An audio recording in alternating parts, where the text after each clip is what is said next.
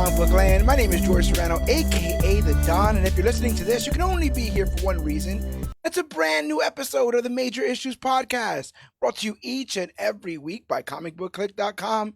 And as always, I would never do this by myself. Sir, if you could please introduce yourself. It's me, Alex Garcia, aka The Cog, ready to talk about Thunderbolts, or is it called something else now? We're going through litigation for that right now. We're going to figure that out soon. Okay. But right. Yeah, we're talking a ragtag group of people. You knew we couldn't just do it with us two. Sir, if you could please introduce yourself. Yo, it's your boy A-Rob, the Marvel God. How's everyone doing out there in comic book land? A-Rob, we could not be doing a Marvel movie review without you. So thank you for joining us on this mission here. Come on, three's company. So four is a crowd, and we got a fun crowd here for this recap and review.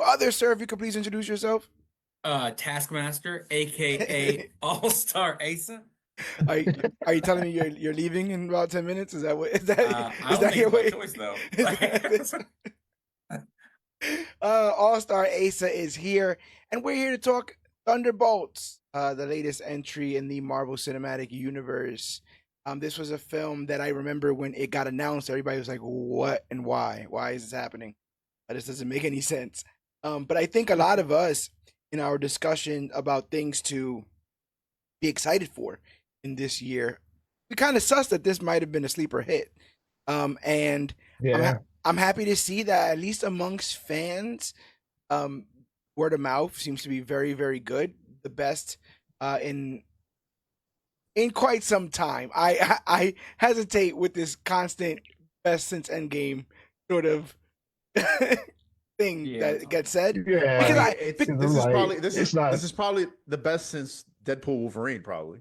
Yes, I can say definitely. that. I'm not saying it's not the best since Endgame. Like, hold on. That's the thing, and I'll spend a very little bit of time on this because it doesn't really matter in the grand scheme, but there's still people that's trying to like tear down this film's success, even though it's seemingly doing well, and it's the MCU narrative is still something people are pushing around, and the MCU peaked at Endgame, which is another still floating around opinion. So while people are trying to bury this film, I truly think it's going to see legs, especially with its new sort of branding, which we'll talk about in a bit. But we got a lot to talk about. We got a full recap and review of this film. But I know that there's still people who haven't seen it yet.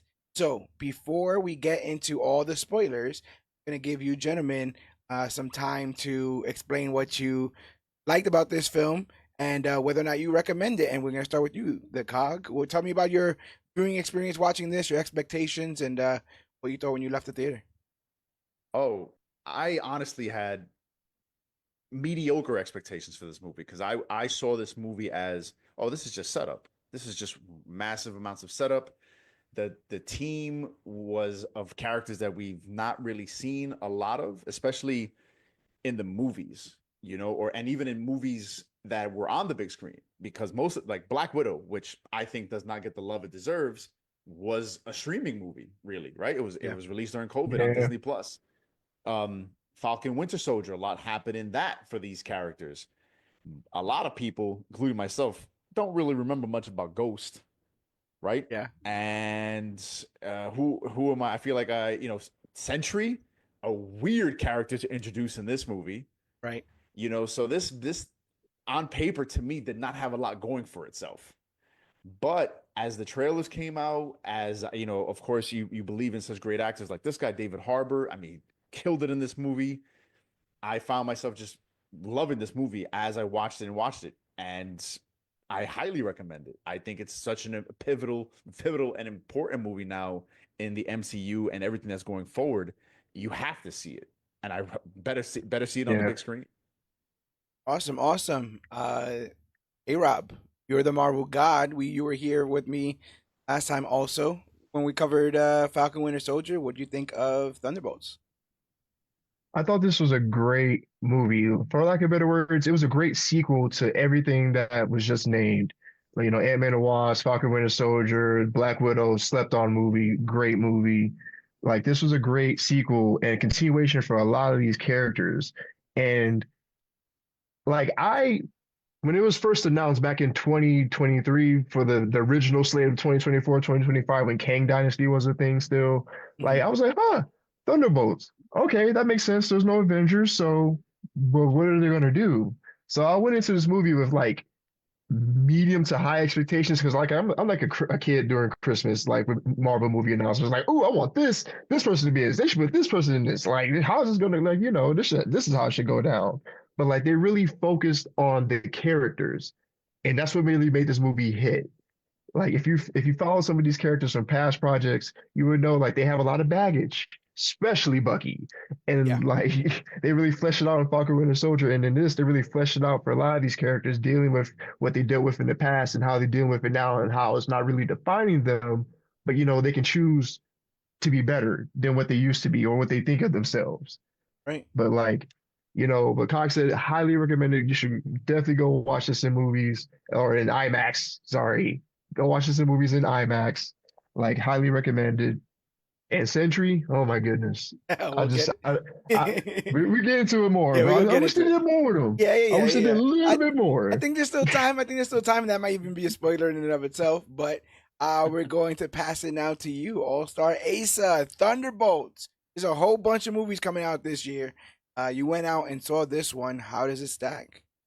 I enjoyed it. I think everyone has gone through stuff, due to mental health things, and I think this was a very prolific because it really covered that all across the board in a lot of ways. Mhm. Made me feel, made me happy, made me sad. All in all, it was very good.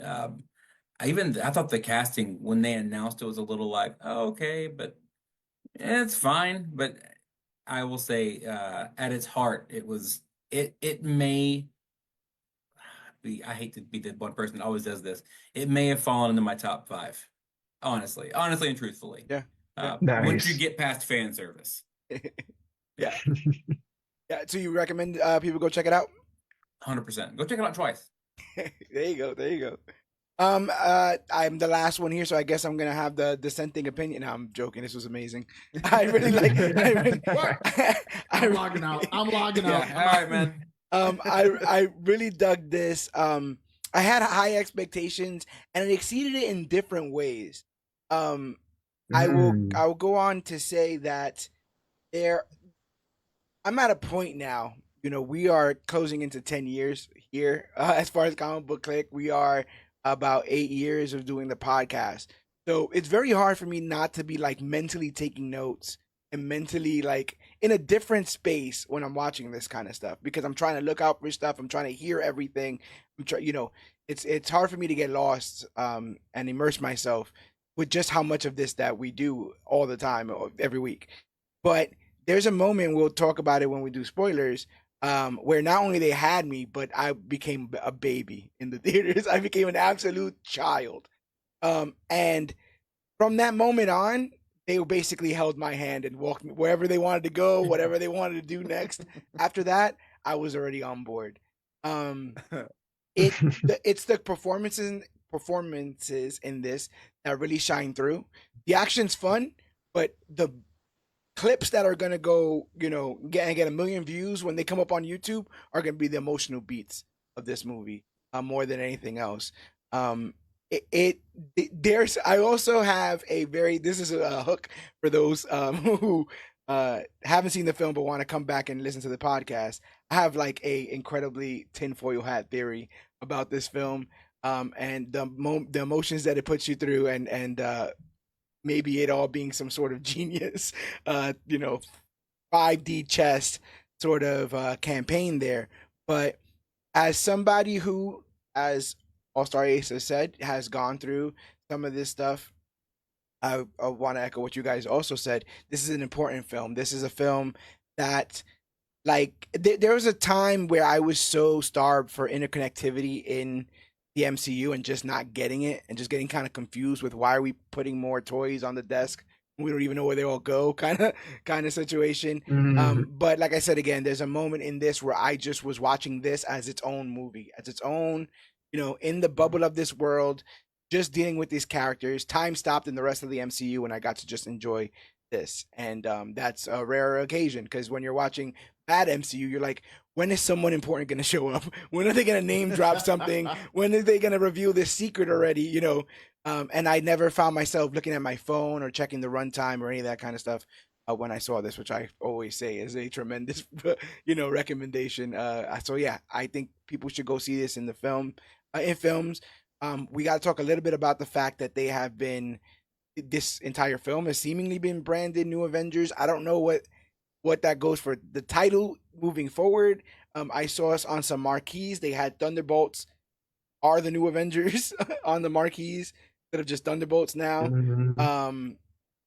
I don't know if you guys remember, but they changed the name of Harley Quinn when it was in theaters. At first, it was Harley Quinn, the Birds of Prey, and the Fantabulous Emancipation, yada yada yada yada, Harley Quinn, and then it became what was it? Harley Quinn, Birds of Prey, or something like Birds that. of Prey, yeah. Yeah. So Yeah. this happens sometimes. While a lot of people perceive that this may be like a panic button kind of situation, I think again that it has to do with some of the marketing that they're trying to push moving forward from or towards Doomsday, and I don't see it as a desperation thing. If anything, they were desperate to keep the secret. It felt like they were Yeah. desperate to just talk about what happens in the post credit to move the rest of this forward. But yeah, the future looks bright, and it finally feels like we're moving forward.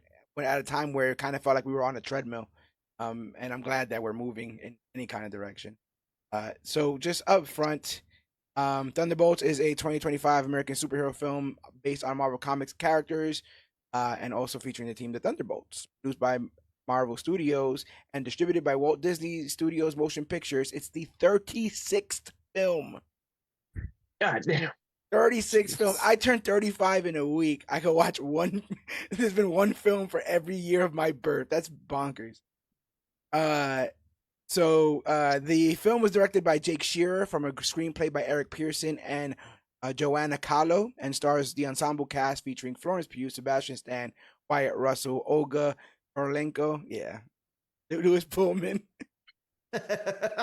and more. Julie Lee-Dreyfus, David Harbour, Hannah, John Kyman. In the film, a group of anti-heroes are caught in a deadly trap and forced to work together on a dangerous mission. It is the 8th highest grossing film of 2025 so far, and has crossed over 165.5 million on a $180 million budget. I again just think that it's just gonna do better because they seemingly have re-released it as a different title. So it's like yeah. So if you didn't want to watch Thunderbolts, maybe you want to watch the New Avengers, and that could be a thing. They're just trying to beat sinners. Yeah. But I just want to get all up in this film. Are you guys ready to go? Full spoilers. Spoiler warning to those out there. Let's get with it. That's right. Let's go. All right. Thunderbolts strike. Yeah, ready or not, you've been more than fair. Yes.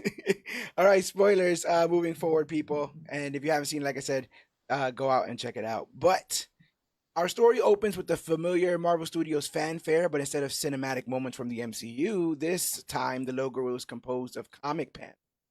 The entire sequence is then swallowed in darkness, and Marvel Studios appears draped in.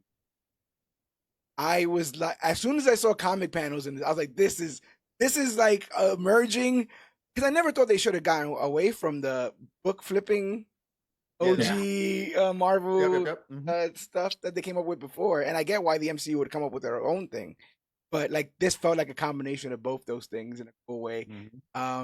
It's one thing to celebrate everywhere we've come in the MCU. That's fine, but like let's celebrate how long these characters have been around and how long their different iterations in the comics. But yeah, for a comic OG, what'd you think of that opening?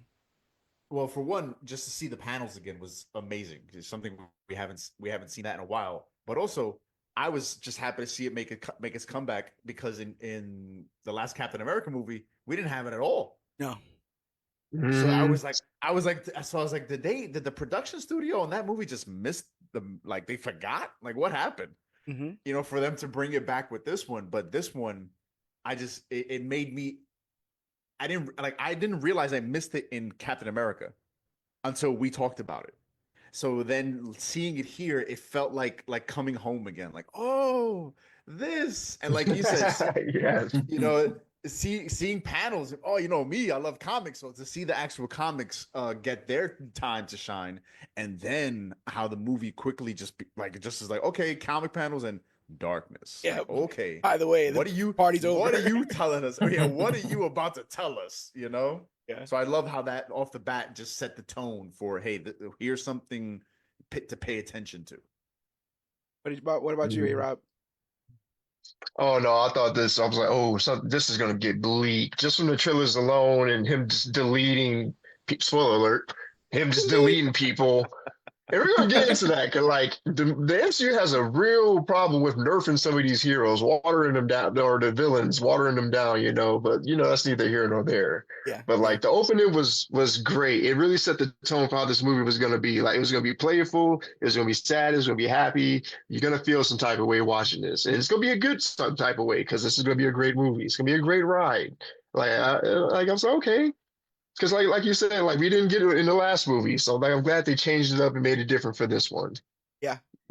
Asa, what do you think about this fanfare? Do you think they should keep it like this, or you think this was like a one shot for the Thunderbolts film? I think they use it to tell a good story, and I think just seeing the all-consuming darkness foreshadowed the entire movie in a way that I did not expect, especially as an opening, as the Marvel cinematic opening. Yeah. Yeah, and it was terrifying. And I think the next, I don't know how Fantastic Four will compete with that. I'm sure they'll find a way, but I'm not. Oh, it's gonna be I'd, some I'd like to know how. It's gonna be like the first flip book ever or whatever. The first. Yeah. So we begin with Agra Yelena, who confesses that something feels off inside her. She's become numb to the violence of her work as a contract killer, and she started questioning whether there's more to her and to life than this existence. As she narrates, we see her infiltrate a high security facility, taking down armed guards with ease. She's been sent on a mission by Valentina, now the director of the CIA, who's under investigation for her ties to the shady biotech company Ox. With her career on the line, Valentina has dispatched Yelena to destroy an Ox facility in Malaysia and eliminate any incriminating evidence. After overcoming some facial recognition issues, Yelena rescues a guinea pig and detonates the facility. Mission complete. But she's still left a bit hollow. Something's for sure, and that is something is. Asa, I'm going to start off with you. What do you think about this opening scene? Seeing Yelena jump off that big ass building. This impromptu therapy cool. Session. Oh yeah. I liked how she you get the opening speech, the opening narration where she's like, I'm just depressed. There's this void, which is definitely still foreshadowing after the immediate title window. But then you see she's talking to some guy she's kind of holding hostage. Yeah. That was such a funny spin on that. And then I appreciated saving was it a guinea pig? Yeah. I also during the fight with the scientist that comes in, how his bright idea was to shoot her through his own head, which is a very anticlimactic ending for him. Yes. But yeah, chock full of comedy here. Real fun comedic moments, and it shows kind of how we were able to balance between talking about some serious existential stuff, and then checking on a gerbil or a guinea pig or stuff. Hey, Rob, what'd you think of this scene? I thought it was a great balance of just comedy and not dread, but sadness. Because like I too have struggled with mental health, Mm-hmm. and seeing it, it's like I can relate to that. I get where she's coming from, and using comedy not as a mask, but as a way of therapy for oneself. I see why people like love Yelena's character so much, and like in the action beats, the comedy. Did anyone else notice like throughout this whole movie it was like black grayscaled, and then when the end happened it all turned normal. It did feel like it got a little bit richer in color, a little bit, yeah. Like I think throughout this whole movie, we were looking through the guys or like the lens of Yelena's perspective, like how she sees the world. And then at the end, it got a little brighter because we all need friends. We all need to talk to someone. We all don't need to be alone. We all That's need somebody. And interesting. I'm glad that she learned that throughout this movie. That's interesting. That's interesting. What'd you take away from this scene, Cog? Oh, so much. I mean, did you guys? There's a great little behind the scenes for that opening sequence on Oh, Disney Plus right now. yeah, Did you watch that? yeah. Hmm. And Yeah, I thought that was phenomenal the way they did that. I The mean, for jump. her to actually be on that building and doing, even if right. it's just the first like 10 feet of that jump, most people can't stand on the edge of that building and walk off of it and be like, yeah, this rope is going to catch me, because that's the second tallest building in the entire world. But Yeah. the fact that that whole sequence was practical, was real, just showed how much the director cared about making this movie. You could have easily just been like, yo, this is going to be all digital. And then something's just, our eyes, we can see past the uncanny valley. Mm-hmm. So if they had just digitized that entire scene, it just wouldn't have hit as hard, right? It really made me think Mhm. like these people must be taking notes from Tom Cruise and Mission Impossible movies, where it's like, no, we want to do this for real. We want to add that gravitas to it. We want you to feel this. And then the way she presents her exposition, which is explaining her current mind state, was great, because something a lot of people forgot, like even I forgot, was like, oh, she was dusted. Yes, she was. She was dusted. Mm-hmm. She lost her sister. Her whole life is basically fake. Yeah. So for someone to be feeling the way she's feeling, it's kind of like, yeah, you have every right to feel this way.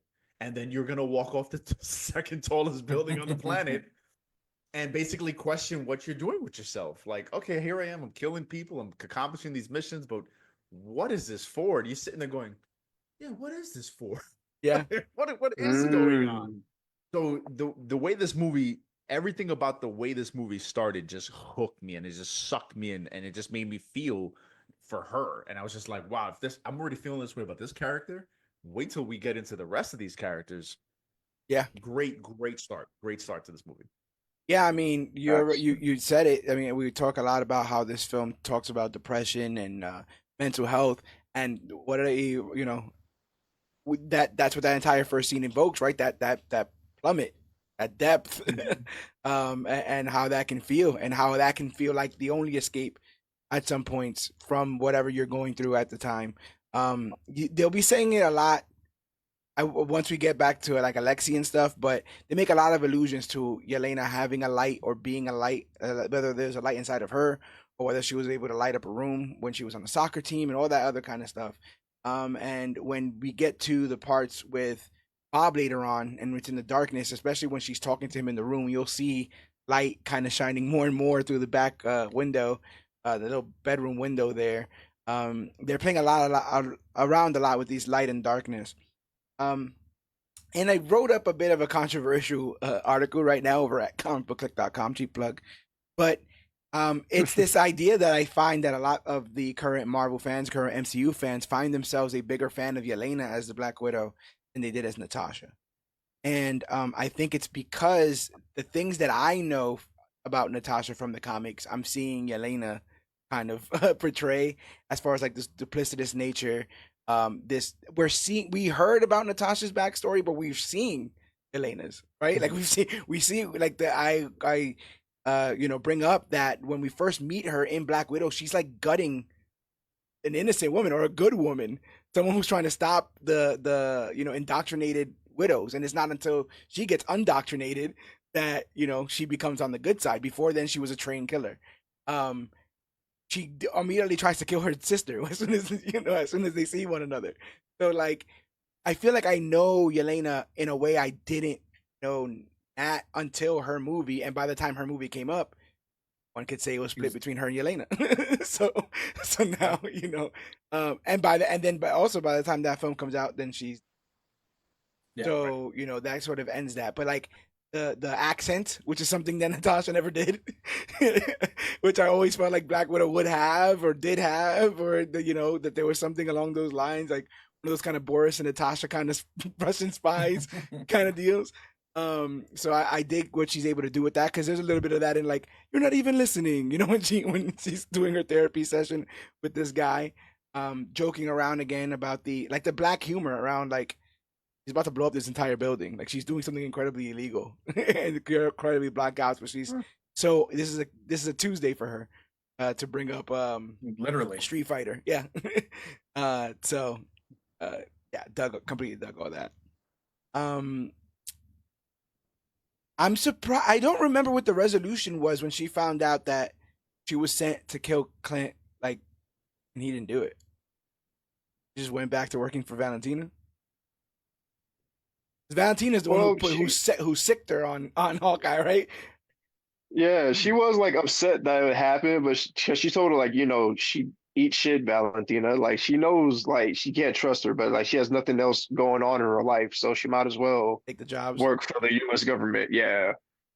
Yeah, that makes sense. Well, was the Hawkeye so much a job as it was a hey, you should take this other guy off the board because that's just one more Avenger off the board, like playing the long game from Valentina's standpoint. I also vaguely remember yeah, this was right. from Fisk as well, wasn't it? Didn't it have to do with Fisk or something? I'm misremembering all that. I feel like I feel think like Hawkeye was just scared of Fisk because he knew Fisk, but but I think I feel like the thought tip. Valentino I feel was like at the. I don't know. I don't remember because Black Widow that well. If I'm being honest. Valentina is the one who shows Yelena like like this is the man who killed your sister. But I Right. vaguely Yeah. remember her getting that bad tip, possibly from Kingpin or whatever, like tracksuit stuff to get him off of the trail or off of the. Because remember they text who put out the hit, who did call the assassin, or it was Valentina. It's a whole thing with her. Oh, I Kate thought the Bishop. hit was Kate Bishop's mom. Yeah, because of Fisk, right? She was dealing with Yeah. the Fisk stuff. Yeah. Yeah. Yeah. So I felt like that was all weirdly. About to rewatch Hawkeye. Yeah, there you go. Yeah. There you go. But anyway, this woman's up to no good. I'm glad that she's doing more in this because she kind of was a little bit. We saw her a little bit in Wakanda Forever and stuff. But I'm glad that we get to see her. Great. That investigation into Valentina's conduct takes center stage in the next scene.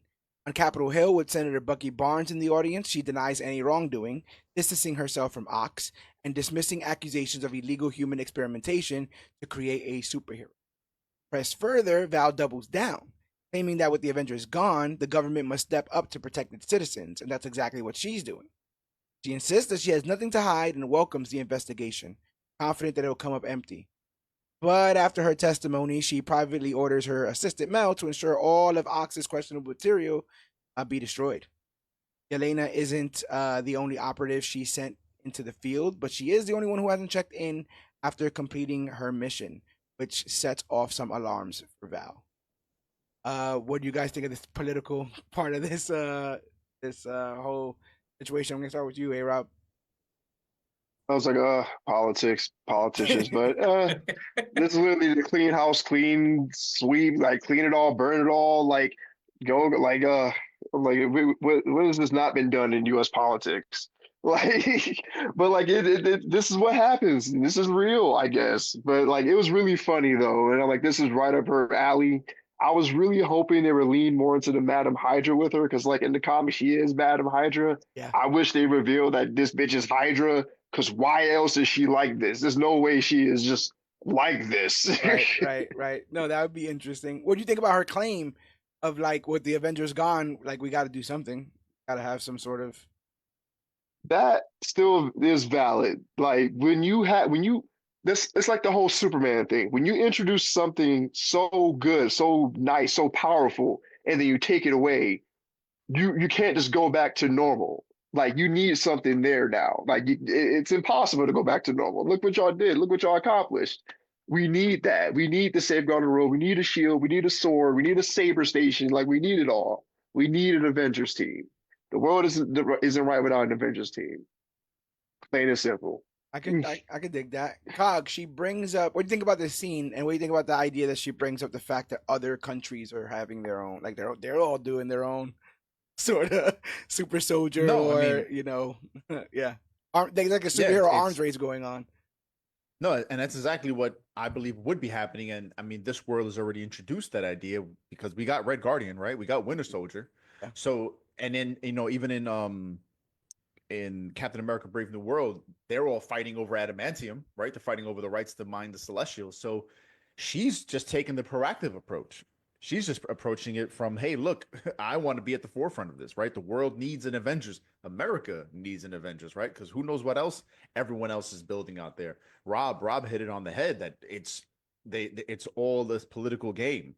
And what's her stake in it? We do get a taste of that later on in the movie, and I liked that they gave her that. And I mean, she's essentially, Nick Fury slash kind of the Norman Osborn when he was the director of Hammer, so to speak. Just taking that approach of we just got to get out in front of this. So it makes perfect sense that they're doing this. And of course, I don't know, I felt like it was a little wink to current politics, how we like it when it's under the United States' control, so to speak, or the government's control. But the moment it becomes not under their control or something that they don't know totally about, then they try to fish it out or disregard it or make it legal, so to speak. Yeah. So I was like, oh, this is, I see what I felt like. That was a little bit what was going on there with that. But she sells it well. And I enjoyed this because this is this MCU has been setting up these ideas, so it fit perfectly to me. Yeah, one of the things I forgot to touch on was that this is, the height of political power that she has, besides being a director of the CIA, is also enlarged by the fact that General Ross has been removed as the president of the United States following the events of Captain America: Brave New World. Asa, I know you go to watch these films for escapism and end up in a political courtroom talking about abuse of power and building armies. What did you think of this scene? And what parts of real life you think they're playing with here? Well, they're definitely toggling current political climates is probably the best, nipple twisting current political things to kind of let us all know there's a lot of that. Valentina felt very reminiscent to Tony Stark. And like the fact that she kind of made it funny, she kind of carried the room. You can go ahead and investigate me all you want or whatever. But at the end of the day, I guess she was kind of hiding stuff. So like it wasn't as she just kind of played the part as well as he did in controlling the narrative that she was given. There was one I did like how they didn't mention him becoming the Hulk just as a big red monster. I thought that was a fun play. I don't know if there was like contractual stuff there that you can't mention, like the Red Hulk, or I thought that was also it was cool. It was crazy that we know that he was impeached. Yeah, he was impeached or removed from office. So now, who's our president? Right, and to know that she's even biting at the ankles of that on that ladder is like scary. So are we to the alien killing president? Are we to the Hulk president? Who's God? Yeah. Oh yeah, I forgot about that alien. I think they're literally trying to wipe secret. No, they are. Secret. What was it? Invasion off of the map. I don't know if you remember, but that film ends with him declaring war on any aliens on the planet. Yes, that's how that thing. Any off-worlders, right? Any off-worlders. And last I checked, I don't know.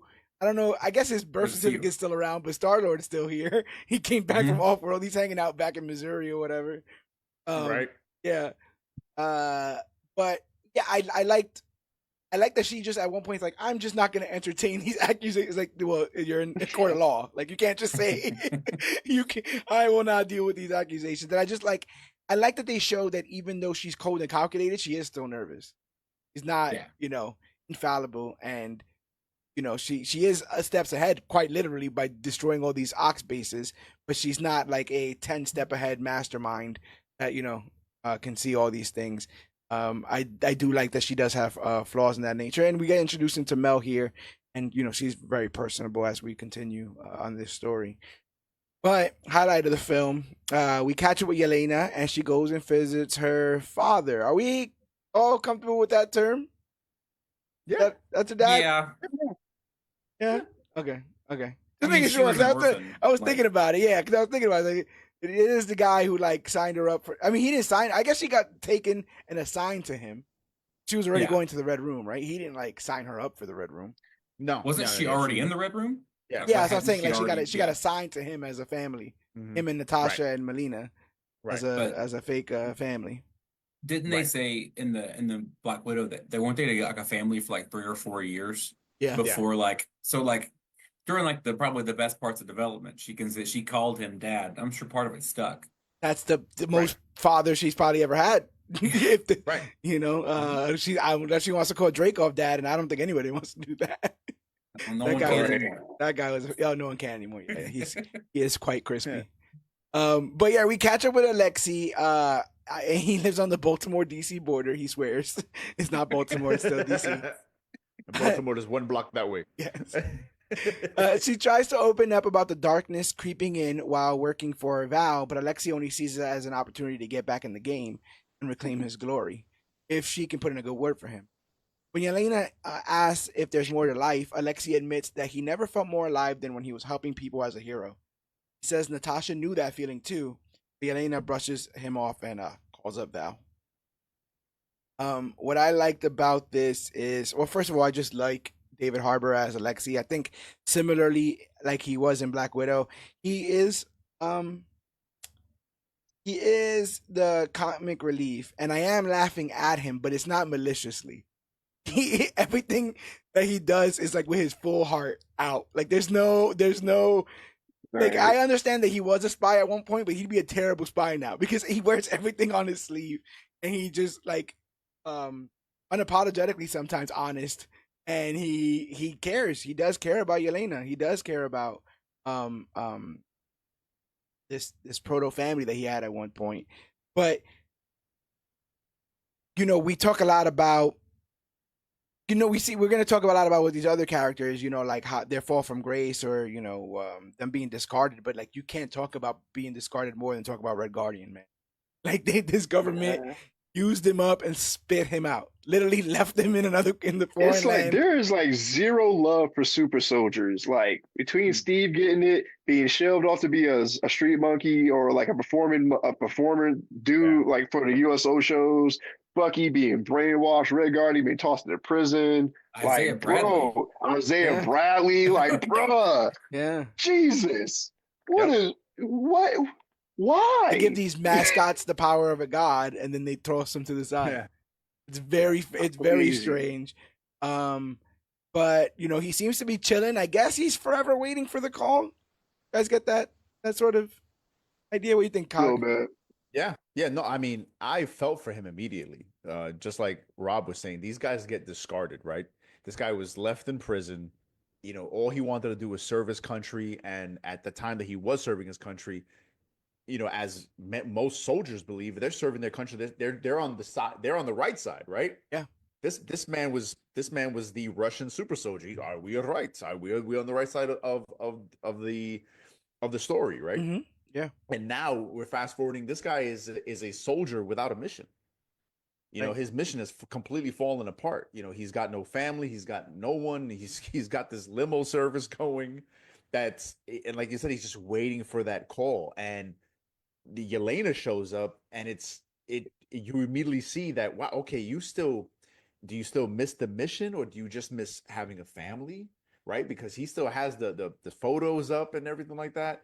So and he's still so quick to still be a dad to her, which I found that incredibly endearing. The way he talked about, you have this light in you, and there's no better service than for you to serve and help people and do things for people. I was like, wow, okay, this guy isn't just some brainwashed communist. Mm-hmm. He was someone who was taught to be a hero, and he's wanting to still be that hero and also inspire others. So this whole scene, again, this movie just kept sucking me in. Yeah. And he just sells it well. And the way you talked about that he's comic relief, I never saw him as comic relief. I saw him as someone you kind of laugh with. That's what I'm saying. Like I'm none of it's malicious. Like none of it. Like I'm not like look at this goof. But it's like Right. he had me dying the whole film. Yeah, he had he's- me absolutely dying. Even in this, where he's like, "I will report you to DoorDash HQ if you because Your insubordination will be noted. He's like, I typed leave that door. Like just that. He's constantly yelling. Also, like this guy is always yelling at the top of his lungs. He's not. Listen. That dads don't yell. Yeah, it's just energy. It's dad energy. It's just the way we speak, man. It's the only way people listen. To your point, though, I believe that like it's almost like both things can be true. I believe that because he kind of says two different things at the same time, right? At one point, he says the point of life or whatever is like fame and money, right? Whatever, right? Like fame and fortune that you make a lot of money and you could buy your friends or whatever the hell. Mhm. And then she's like, yeah, good talk, dad, or whatever. And then he turns it to the he never felt more alive than when he was helping people. And I think it's a little bit of both. I think he wants the call from Val for the fame and fortune, but ends up with the good feeling of just helping people by joining the Thunderbolts. Very full. Very Yeah, filled. yeah. Asa, your dad.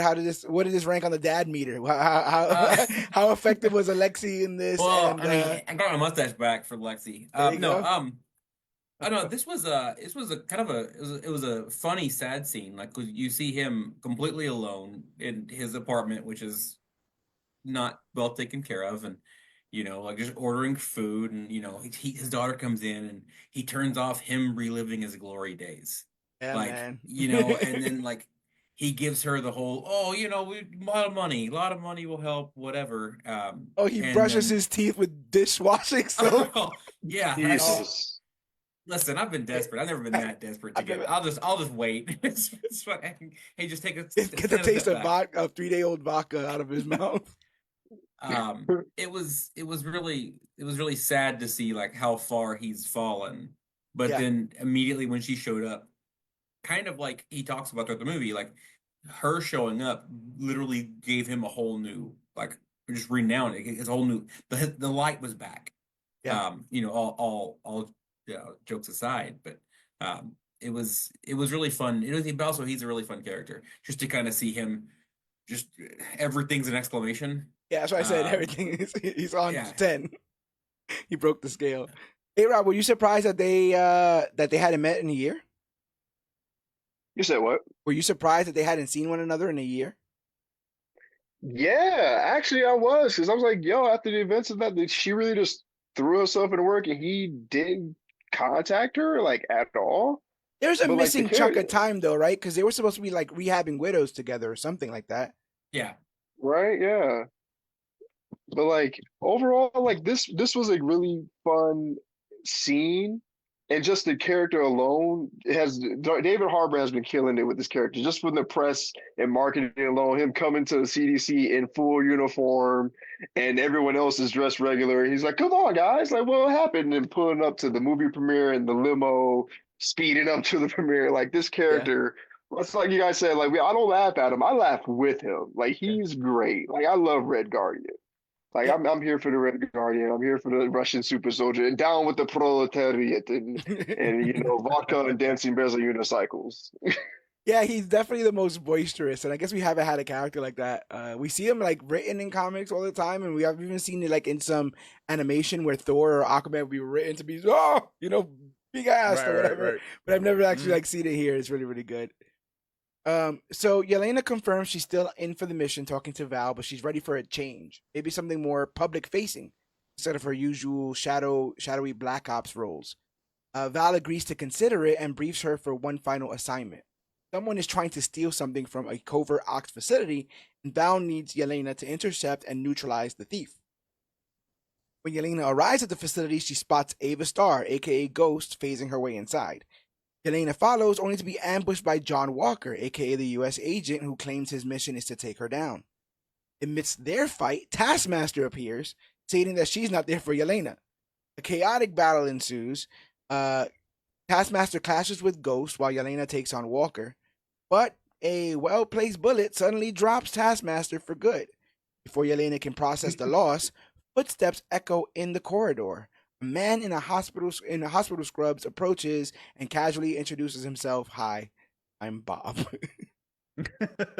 Asa, Oh what my a God. scene, and what a this changes the whole movie in a lot of Yeah. ways. It's just- We seemingly lost the Thunderbolt and gained the Thunderbolt in one moment. But talk to me about your experience watching this scene in theaters.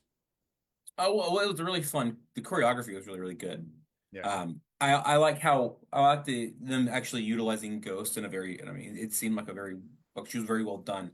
Whereas in Ant-Man 2, Yeah. she felt very broken, but seeing it fully controlled, everything, all of her power set was pretty cool. Especially how she utilized it to fight. Like there's the one part where Yelena has her pinned, like Mhm. fight's over, and then she just phases and is up, and like how do you stop that? Yeah. Also watching the how aggressive John Walker fought. He was going for Um, the kill. yeah, Definitely like going for the kill. literally every move was a kill shot. Like it's very reminiscent to or it's very anti-reminiscent of what Steve Rogers always was, which I guess is kind of makes sense. But I also appreciate how everyone just constantly roasted that dude. Yeah. Every point they could make fun of John Walker, they made fun of John Walker. Yeah. So Um, what did you think of? I mean, the worst kept secret, guys. The Taskmaster's gone. It's like I feel like everyone kind of called I mean, that. I was hoping that wasn't going to be the case. Yeah. When they did, I mean, one, I just feel bad for the actress. Yeah. You know, to sit there and be like, "Oh, I'm going to be in this movie," and then getting that script and going, "Oh, I make it to page 3." Right. You know, you know, like how did they get to that? I mean, I understand that. I guess the writers wanted to add seriousness to this movie to show, oh, anything could happen, right? This is like Marvel's Suicide Squad. Any of these characters could die, but never once after they killed her did I feel like any of these other characters were gonna die. That's the only thing I didn't like about it. So then it became like, well, what's the point? Like I was totally before the idea of them, of course, eliminating somebody, and of course, when you look at all of them, that's the weak one, so to speak. Right. But I would have much preferred to see it happen later. yeah, Yeah, same. I was hoping it would happen later. Yeah. Like literally, I think we called it. I think I called it. Like I'm like, yeah, no, Taskmaster's gonna die. Mm-hmm. But I was hoping like the Sentry was gonna kill her.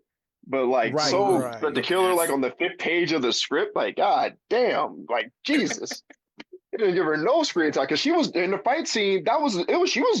She had some moves with the shield, like blocking the shots, flipping it off the ground. I'm like, yo, Sam, take notes real quick.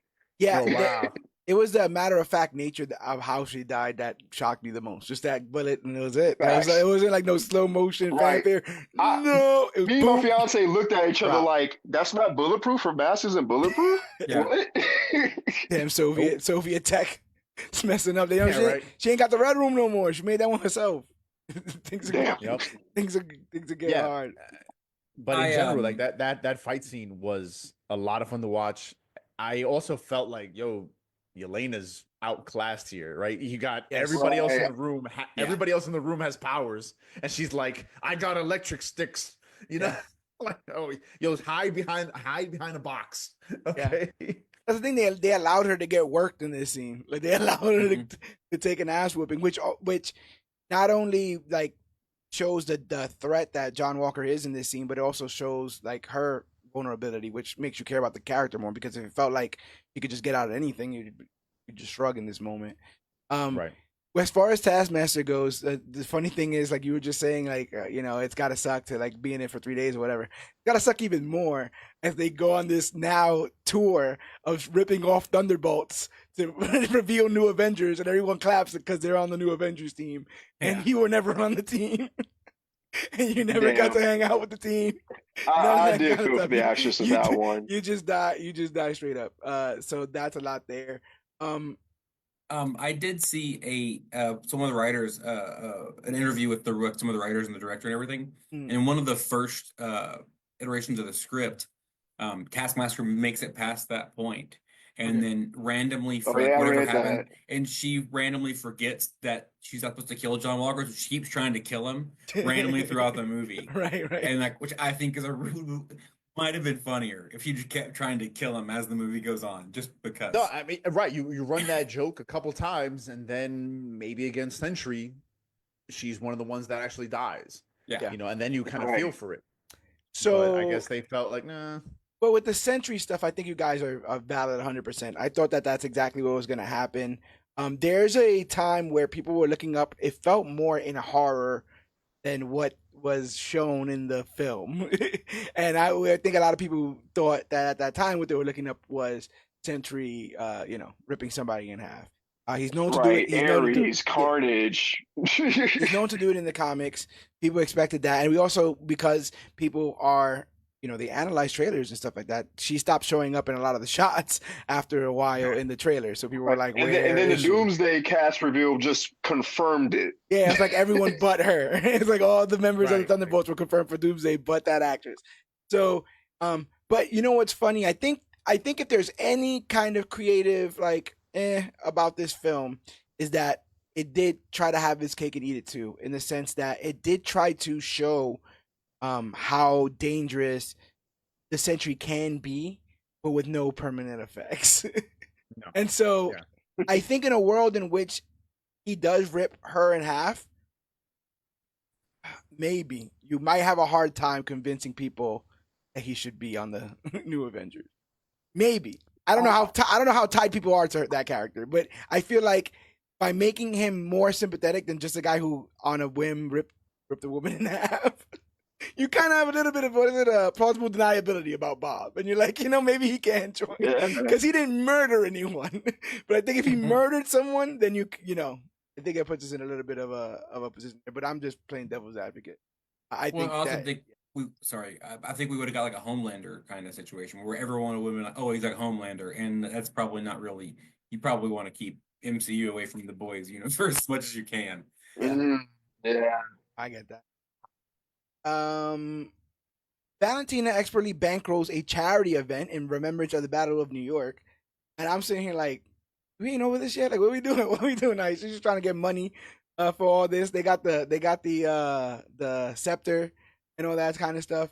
I mean, obviously these are moments and stuff that should be in remembrance. But what I mean more so is the government is like everyone keeps milking this thing. Of course. Yeah. And I wonder, this is why I have this tinfoil hat theory, that a lot of what's going on in this film is like a microcosm of what's going on with the fan base. And I feel like there's a lot of fake, like a lot of people just want to go back to the old Avengers and let's keep talking about the Battle of New York and let's keep talking about Thanos and it's peaked at Endgame and these guys are a bunch of losers and all this stuff is stuff that's happening. Not only are these the conversations that are happening outside of the film, but they're actually happening inside the film. The Avengers are not coming back. What are we gonna do? I guess we're gonna need these guys. All this stuff, and I wonder how much of that is on purpose. Because if not, then they just backed up into all this kind of stuff of like prostituting the old images of the Battle of New York just to get people excited to spend their money. Because that's what that's what they're gonna want to do with us. So I thought that was funny too. No, I mean. Yeah, right. There's a lot of, I guess, tongue in cheek or kind of like winks to real world happening. So I do believe that makes sense to have it happen in this movie. And I do like the fact that at least that I forget the character's name, but the person investigating her is quick to say, "Oh, you're just trying to like cover your ass and make yourself look so good with this party right now. You're about to get it." Yeah. And oh no, what are you talking about? No, that's not what the point of this is. It's like, yes, it is. Yeah, she's leaving a slime trail behind her, basically, as she walks around this place. Right. Mm-hmm. It's here that Bucky Barnes attempts to befriend Mel, hoping to gain insight into what Val's really up to. Mel seems friendly but loyal, then Bucky doesn't press her. He simply hands her his card. Meanwhile, back at the facility, tensions rise. After a brief exchange, the truth comes out. All three operatives, U.S. Agent, Yelena, and Ghost, have been manipulated. Each was sent by Valentina to the same location with a different fabricated mission. The real objective, to lure in the last remaining mercenaries with knowledge of Ox's darkest secrets and incinerate them, along with the evidence. Back in D.C., Bucky tries to convince Congressman Gary to take action against Valentina, but Gary insists that any justice must come through the system. Bucky is visibly frustrated. The system, as far as he's concerned, is already... So let's chop that up into two different parts. Let's talk about Bucky Barnes in the Senate. Because it seems like my man is rubbing up against a lot of red tape and he is not liking it. Asa, what do you think about Bucky in this new role and trying to fit in this suit that may not fit him? I think it's funny that it feels like he definitely doesn't fit into politics in general. Like he doesn't know he's not like suave. He doesn't seem politically savvy. He still feels like he's that spy. Yeah. I mean, at the end of the day, so even so much so that during the event, he's like, "Hey, come here, talk to me. Don't worry, we're not in camera shot. It's a dead area." And he's like, "Text me like a normal person." He's like, we don't got Like, to go black or yeah, rogue or whatever you guys do. yeah, just read the packets. That we have good packets, and like it is funny to see like how clearly a hero is like, no, no, we got to axe, and he's like, no, it's actually it reminds me of a Daredevil, Yeah. in the sense of he's like where it's just like justice is blind, and it's just not going fast enough, and before we know it, we're gonna have a President Wilson Fisk. Yeah. Hey, a bit of time. Once a bit of time. Akag, what do you think about this whole with Bucky situation? Him in the Senate, kind of not fitting. This is something that I've seen a lot of people complaining about. Like, yo, what is the deal with Bucky? Or they had him be a politician, and now he's going back to being a hero. Do they not know what they're doing with him? This is part of his story. Yeah. I totally like it. I like the idea of them taking this character, right? He kind of adopts the Accords in his own way, becomes a politician, realizes, okay, let me try this way. But now the world is pulling him out of that, and that's what happens in this movie, where he realizes, look, this politician stuff ain't for me.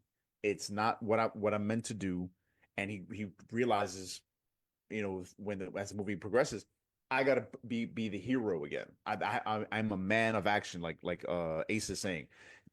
I don't want to sit here and read. Like, I love the scene later on in the movie. He's trying to read the packets. He's just like, this sucks. Yeah. This is not what I'm built for. I have an arm that can take out an aircraft carrier, but you want me to sit here and flipping pages. And in the end, what does it do? The whole time I'm flipping pages, you got Valentina and her squad, doing whatever the hell they want to do. This ain't for me. So I really like what they've done with Bucky, and to me, this is part of the story of Bucky, him becoming the next Captain America. So I like this. I really enjoyed this. Interesting. Rob, what do you think about Bucky in this role? Yeah, no, same. It was from when we were introduced to Bucky from Captain America, the first Avenger, to now. Like, this is all part of his story. This is all part of his arc, building up to something more for this character.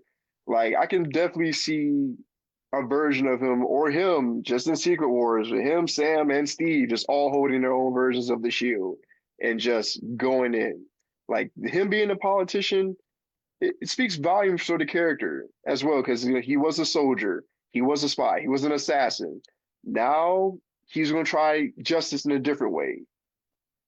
It's not working no more, so he has to go back to find different means, to solve some of these problems. And it's all part of the character's arc, and it's all just fleshing him out to be more of a well-rounded person, or a well-rounded character, in my eyes, at least. Yeah. So for me, I agree with everything you guys say, and it almost feels like, and this is like, again, tinfoil hat theory, but like Senator Barnes is who I think Bucky thinks Steve would have wanted. Yeah, probably. You understand? Like I think after Falcon and Winter Soldier, he's like, okay, so I know what Steve wanted for Sam, right? He made that very clear when he gave him the shield. What do I do now? What would Steve do in this position if he wasn't going to be a vigilante? If he wasn't going to be, there is no super team to fight with or fight for. And I think that almost like Alexi, the introduction of the Thunderbolts gives Bucky a meaning, that he didn't have prior. I think that he is in, a trope that you see a lot in the MCU is like soldiers without a war, right? And he thought he could fight the war, in between the lines when it comes to politics, and it just, it just didn't figure out that way. And I think he knows though that Steve would have ultimately wanted him to do what he believed, and that's why he ultimately makes this decision that it's not a big like, oh, I have to let people down by not being a senator. He's like, come on, bro. What would look at the situation at hand. There is only really one choice, and no one. Why would anyone be mad at me because of that? But I also like this whole. I like the callous nature in which Valentina's gonna nuke these people. I like that she has it like on a tablet, and she's all like, "Yeah, just press the button," And I like, yeah, like no, when Mel approaches her, like, "Oh, everybody's in play," and she's just staring at her like, yeah. Yeah. What Like are you I'm not a waiting for? James Bond. I'm not a James Bond villain here where I'm gonna Yeah. like push the goddamn button. Yeah. It's over. Yeah. Literally, like if she's switching on night mode, like just hit the hit the switch, kill those 4 people and everybody that's else in there, all my evidence and stuff. It really just shows how how callous that character is. I think they did a great job with that. But also, I think it's smart that Yelena was the one to figure out why they were all there. I think that did service to that character. They made her Right. smart one in that situation to put those connect those dots. So Valentina still at the charity event remotely activates the incinerator sequence because Mel won't do it. Yelena, Walker, Ava, and Bob have just 2 minutes to escape or be burned alive. They manage to disable a sonic barrier that had preventing Ghost from phasing through the walls. She slips through and in a moment of character growth returns to help the others escape. They make it out just before the explosion, but the blast knocks them unconscious. In the aftermath, Yelena experiences a haunting dream, a twisted memory from her Red Room training where she was ordered to betray a friend. Strangely, Bob appears in this dream, and the shock jolts her awake. She realizes she had been holding Bob's hand. Great foreshadowing. So this was a great foreshadowing moment. I think they did just enough to have us question. I think everyone was able to kind of put those dots together. And when we get the John moment later, I think that's what really kind of hits home as to what's kind of going on here. But yeah, I guess the idea is just to lure a friend into a trap. You believe that's the training here? Or someone who cares about you, who trusts you into a trap? Is that the lesson? Yeah, basically right. That's the whole idea behind these Red Room assassins, right? They're to infiltrate someplace, get the trust of somebody, and then you're supposed to go in there and basically wreck shit. Mm-hmm. So this is a basic mission, right? Oh yeah, just tell your friend to come outside and meet us out here, right? Right. Mm-hmm. Let's see if It's you can part of go. all How the Red fast? Room indoctrination. You know. So it's fitting and it's messed up. Think about that as a child, right? Oh, good job bringing her out here. Pow! All right, do it again. Yeah. And then, does it stand as a metaphor for everybody you choose to bring close? Are you bringing them close to this world and thus endangering them from being killed? That's another reason why she might distance herself from people. Well, So, yeah, I mean, think about it. Everybody she's already close to has died too. Even people that she didn't want to die, where Yeah. it wasn't her mission, right? Her sister, her mom is God knows where right now, and Who everybody knows? she's cared about. I wish there would have been more emotion when she saw Taskmaster get shot in the face. You would think like, oh shit, that's like my sister. yeah. But she was kind of like, eh. I think So- she said it best though. Look, we kill and we end up killed. That's there's this line of work, and it's very Right. sad. Like that was one of the saddest lines in the whole movie. Like that's what I'm destined to be, just a dead body, because that's what I do. I think it's important to bring up that because I think I felt the same way at the time too. Like, just even when they saw each other, right? Like she was like, "Oh, you're not my mission" or whatever. I think I'm more disappointed in her reaction to seeing her than her reaction to her death. Because to me, her reaction to her death is like a depressing shutting down. This is what this is, like compartmentalizing it of like. This is what this life leads to. Like, and one day it's gonna be me. Like I will have stepped to the wrong person. It could have been her 8 times with Walker in this room at any point. Like she just would have been a killer who got killed. And I don't think it's right for her to compartmentalize it in that moment. But as she will tell Bob later on, that's what you do with those feelings, right? Push them down. Push them down deep. So elsewhere, Mel informs Valentina that the mercenaries escaped and are now working together. That was a very humorous scene where she's like, "What if I told you that they have escaped and they're working together?" She's like, "Those idiots! Like, what kind of? That'll never happen." And she's like, "Well, they've escaped and they're now working together."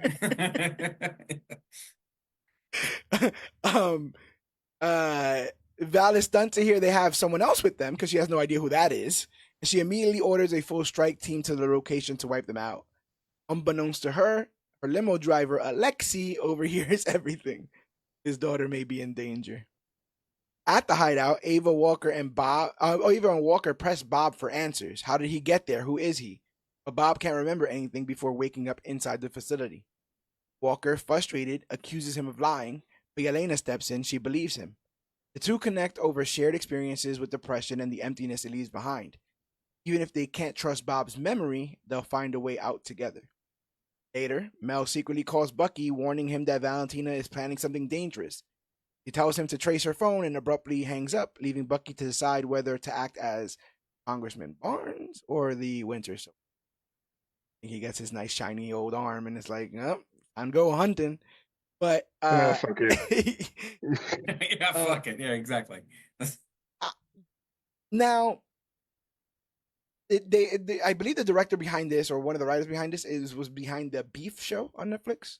Yes. Yeah. Stephen Young, whatever. And I heard that's the main reason why he was kind of cast Stephen Young to play Sentry.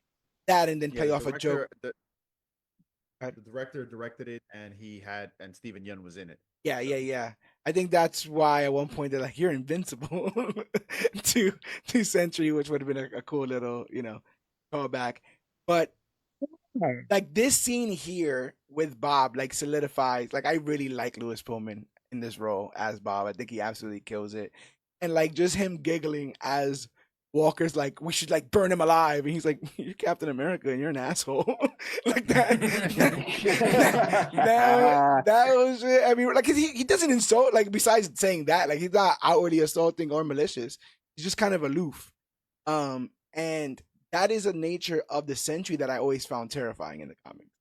Is that sometimes he talks like a child. And you have to talk to him like a child because there's a void on the other side of that man. So there's a lot of like baby talk in this, or very careful talk, and they do this with Bob early on. So I like, and when towards the end when they ask him about something and he has no clue, terrified. I'm like, that's not good. If someone check on that, because that's not good. It doesn't seem as open and shut as you think it is.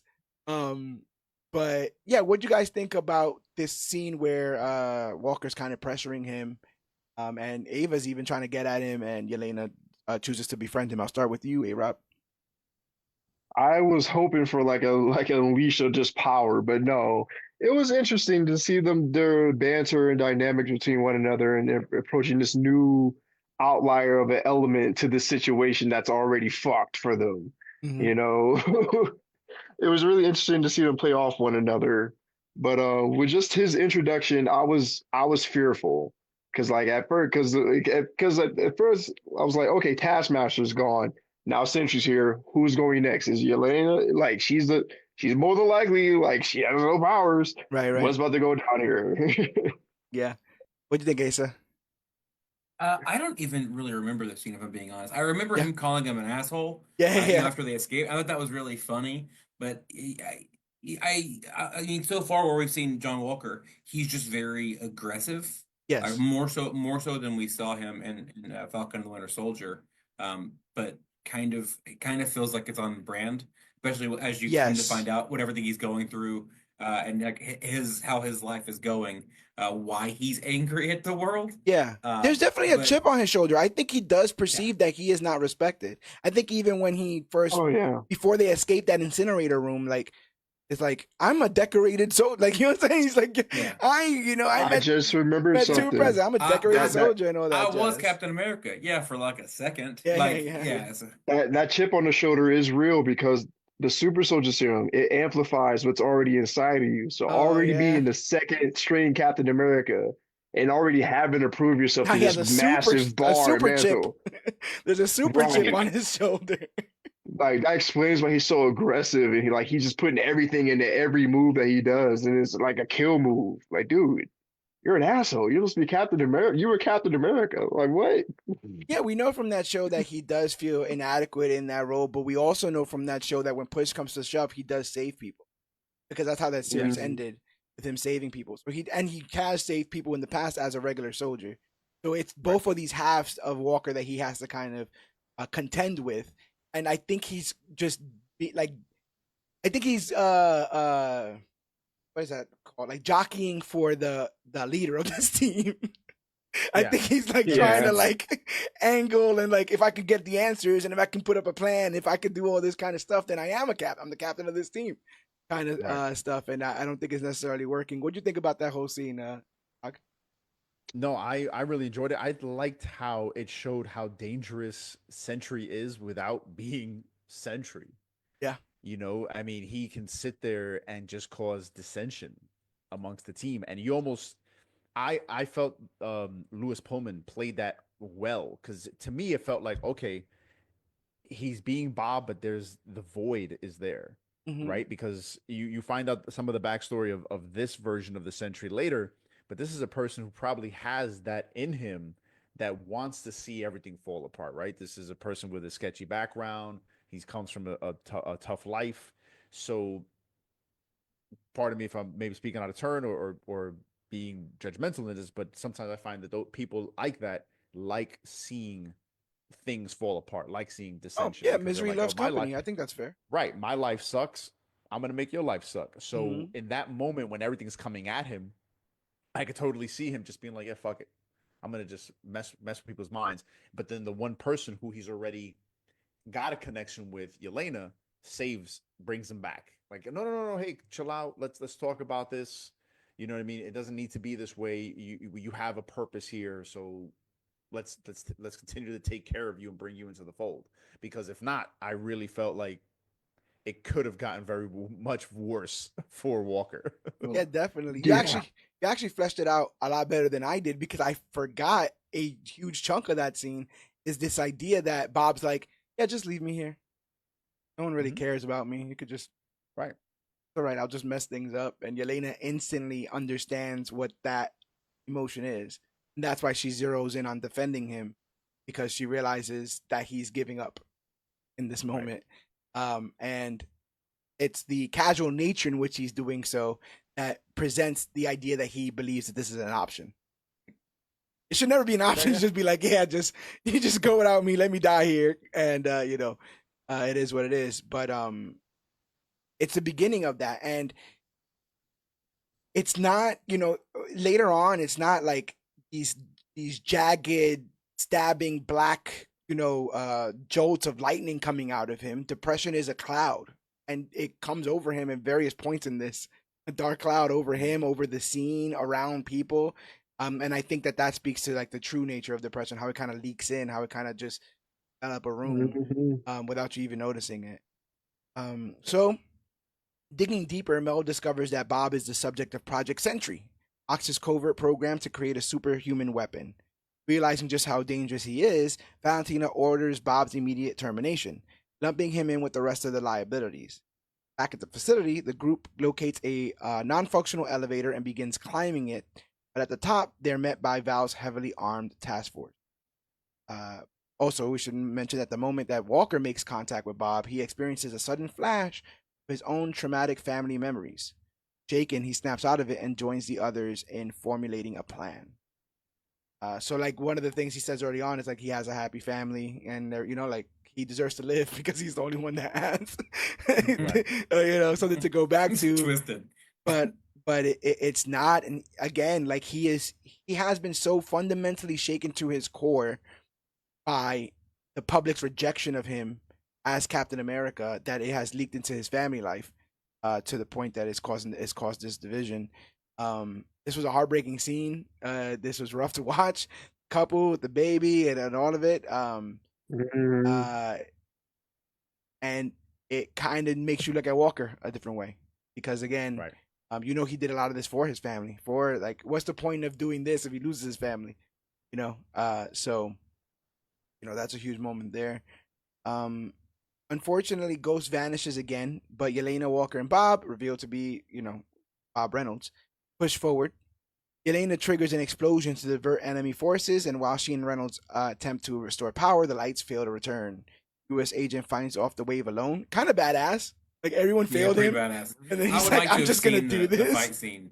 Yeah, again, like they just have this scene here where you feel the worst you do for him by seeing his family life, and then he's like, "Damn it! Like all his whole plan's gone to shit. I got to do this by myself."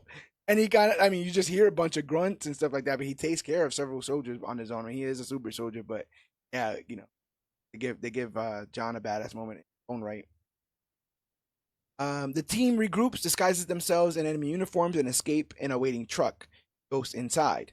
They flee, but Reynolds stays behind, sacrificing himself to ensure the others get away. just like runs out of the back of the truck shooting a machine gun. I thought he would have got gunned down a lot quicker than when they Well, when they it's really decided. sad when you think about it, because he was fully going to sacrifice himself. Oh, Like, he didn't know he was I think bulletproof. Yeah. he had every intent to go out there and die. Yep. Like that's which is the saddest part of the whole scene. Yeah. It's kind of funny, but then you're like, oh, that's really fucking sad. Like, And throughout like this plan of like messing with the lights and taking down the operatives, he keeps saying like, you could just leave me, like I don't like I don't feel like I'm making this any easier. And Yelena basically promises him that they won't. That's why they put him in the back of the truck. Things got difficult, but they did find a way to get him in that truck. They wanted to take with them. But my man gets gunned down in pretty horrific fashion. Where are we at? Oh, yep. As they drive off, they see Reynolds, wounded by ox gunfire, launch into the sky. he just flies directly into the sky. His impact creates a shockwave that flips their vehicles off the road, and then he crashes back down. Causes quite a destruction. It allows them to get away, but it's because they crash off of the side of the hill or whatever.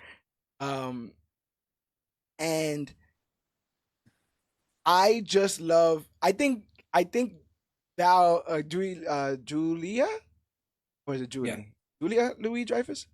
Julia Louis-Dreyfus. Yeah. Julia Louis-Dreyfus should get a lot of credit because she really sells fuck really well. She sells like fuck, like this is look at that, what are we gonna do? At one point she takes down the main guy, the main operative guy. Yeah. She like chops him in the throat and takes his gun or whatever the hell, because he's like doing lethal fire or whatever, or she didn't want him shot, and they start gunning him down, and she like chops him in the throat and takes the thing. It's like he's fire. So she got some Wing Chun stuff we haven't seen from her. Oh yeah, I can't wait till she starts flipping around like Yoda. CGI Valentina flipping around like Yoda. So I know from the comics she's like a Nick Fury-esque character. Yes. Do you think this version of her is kind of a lot of the same?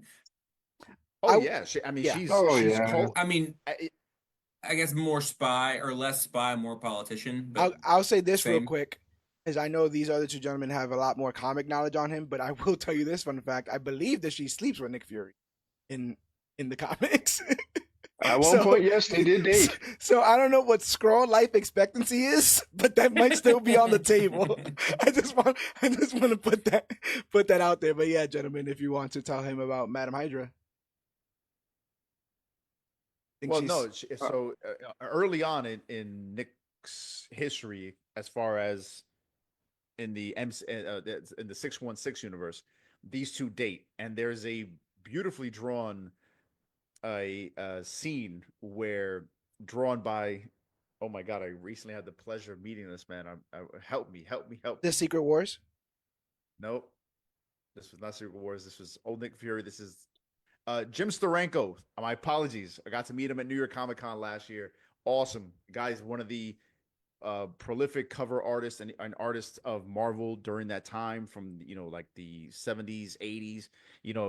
If you've seen some of the covers he's done, how prolific they are.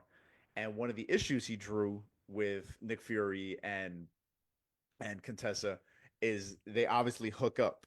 And at the time, the comics code was like, no, you can't insinuate the sex by showing. Originally he wanted to show a phone off the hook, and they were like, no, we all at the time, like everybody knew what that meant at the time. So instead he changed it to, well, I'm gonna show a gun in a holster. Oh, okay, that's fine. It's like, oh, I can get away with that, but not this. And it's such a great drawn scene. The Contessa, was shown to be just as I put the image of that panel in the group chat just for reference. Right, and manipulative and having these leadership qualities as Nick Fury. So yeah, I was really fun seeing her in this. Like, never once did I feel like, oh, she's a bitch or whatever. I'm like, no, this is a woman in charge. I like this. I like seeing. Like this. You know what I mean?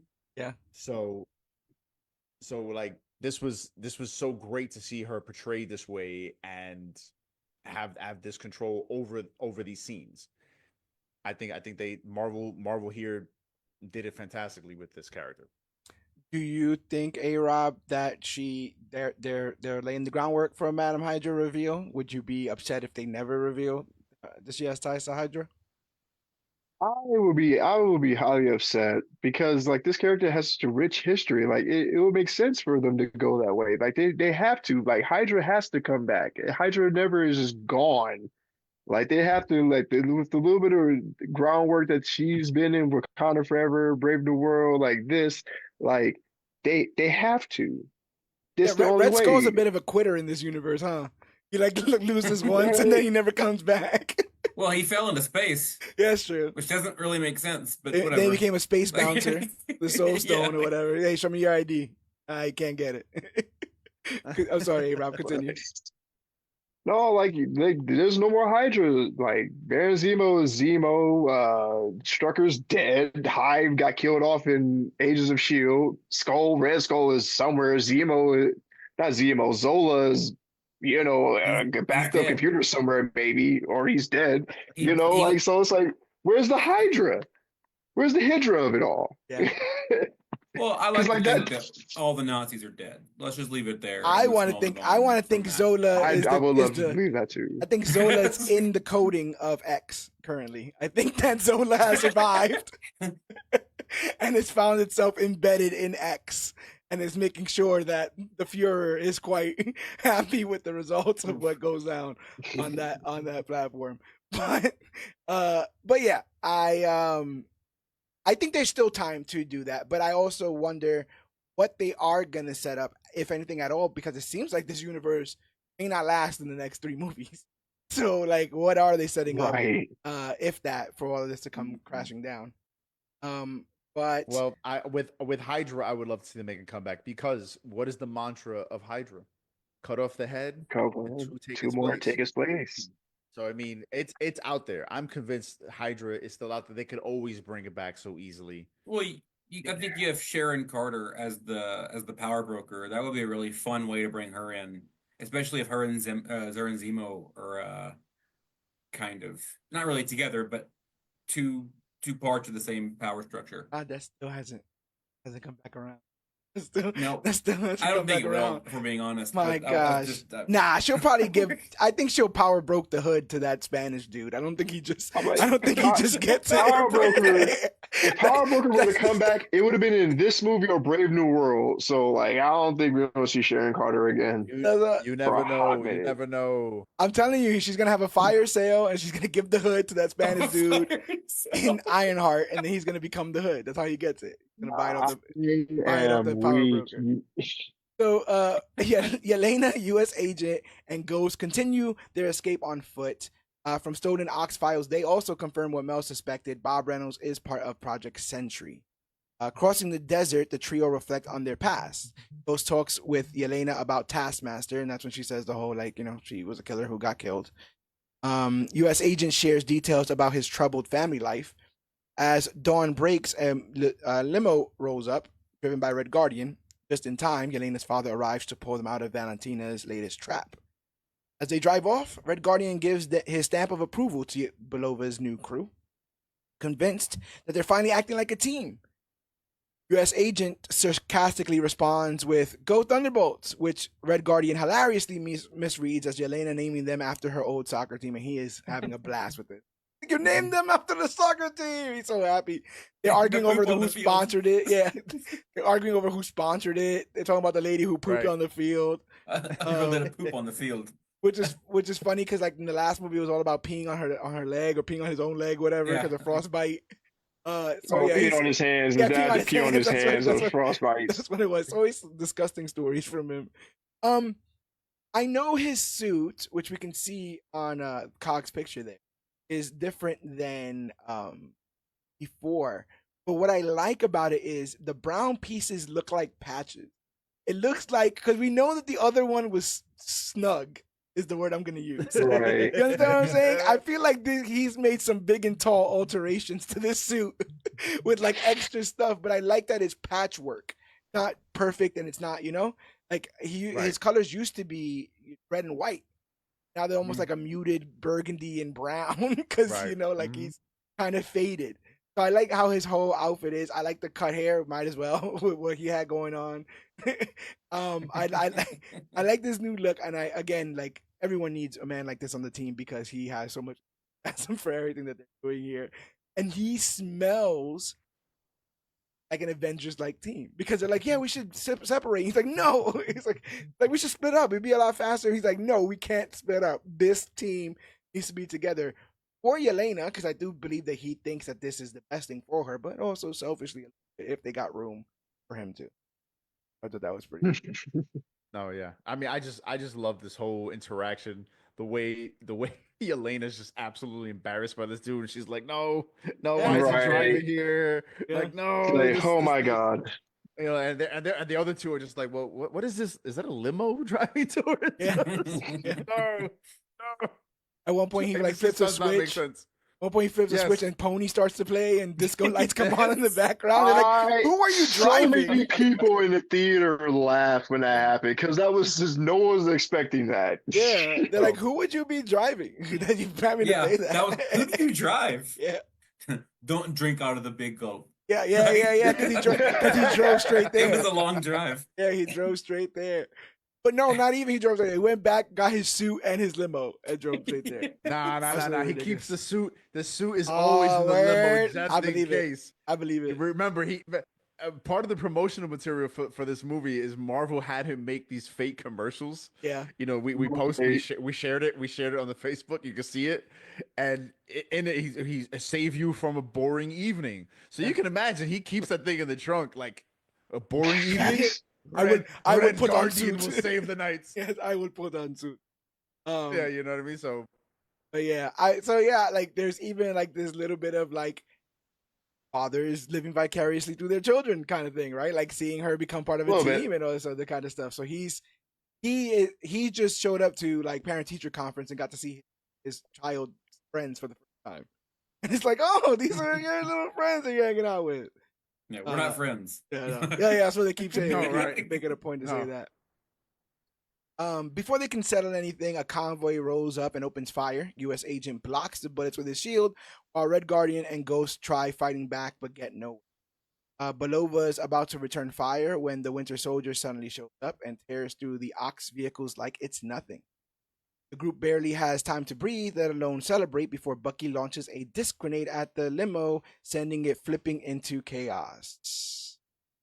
Top I didn't see that coming. five most I did not see that badass coming. scenes in the MCU. Bucky was ore farming like crazy. Like, yo. Yeah. I give you that. I forget. Oh, yeah, I forget the movie, but I'm like it's giving Tom Cruise. It's giving just badassness. It's giving Terminator with the shotgun flip. I'm like, yo, Bucky, you're trying to get the business tonight. I was gonna say he didn't have to go so Yeah. hard, but I don't think there's anyone there he knows. He knows Walker. he has He no wouldn't give a touch. fuck about Walker. Yeah, you don't like Walker.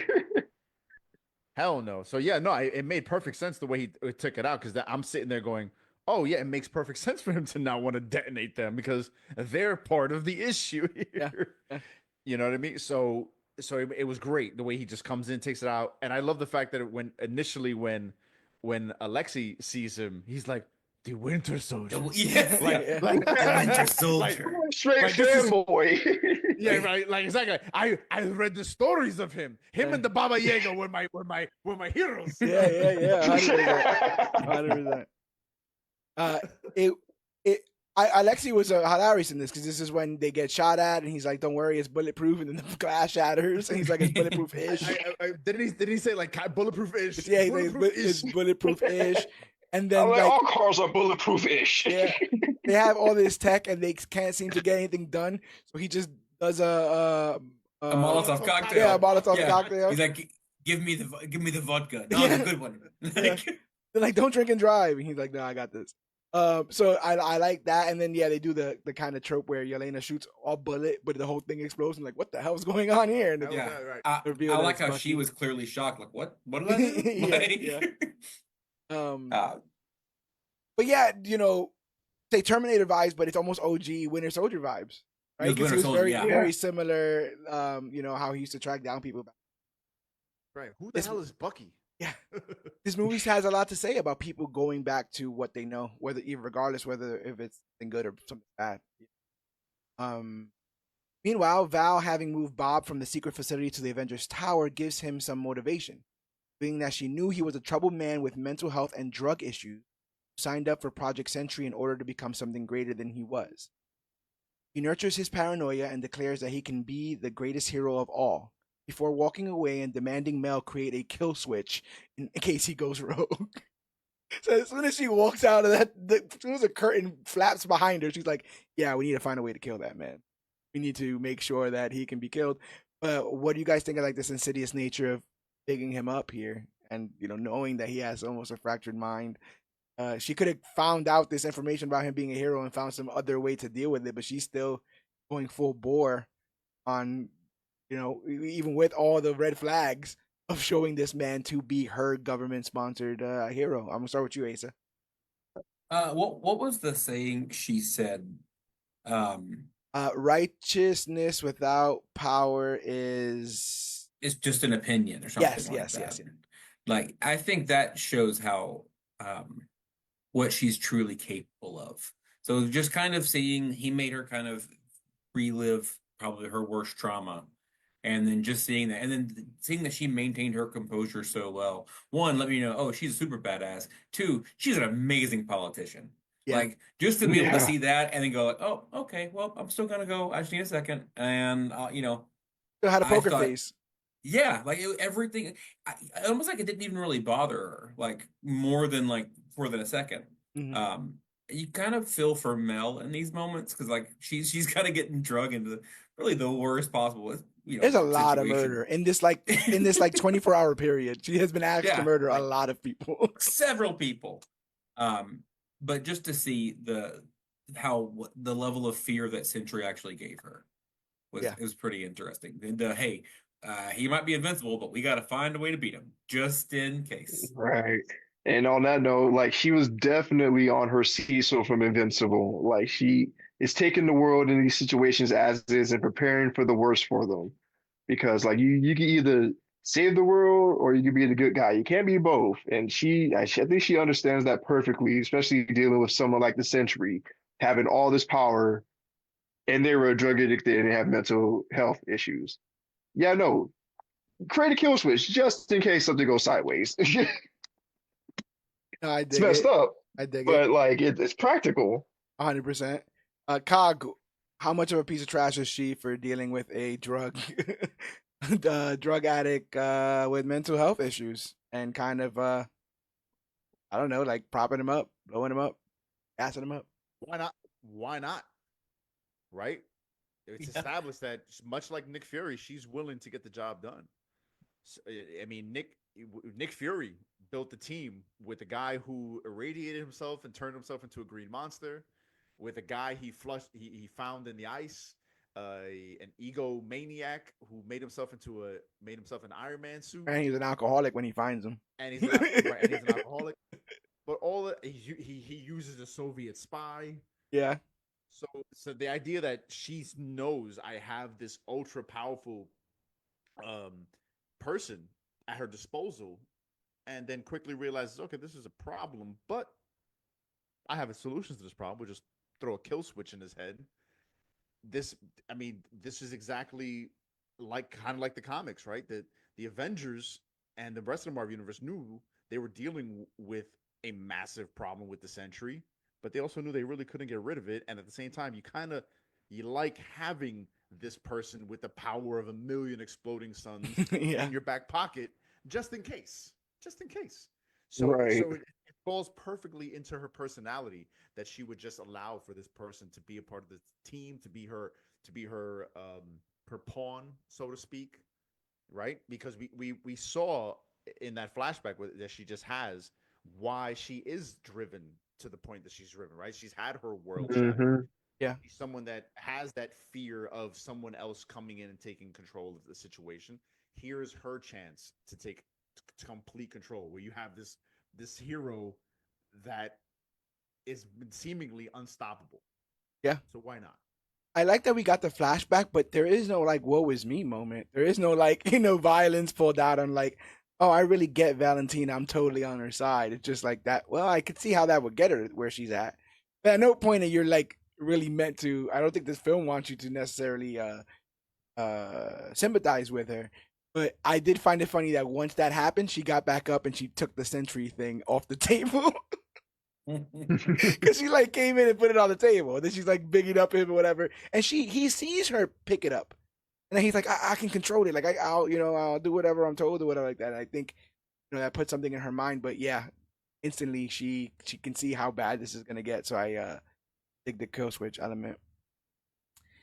With our mercenaries restrained, Bucky tells the captured group he plans to have them testify in the impeachment trial against Valentina.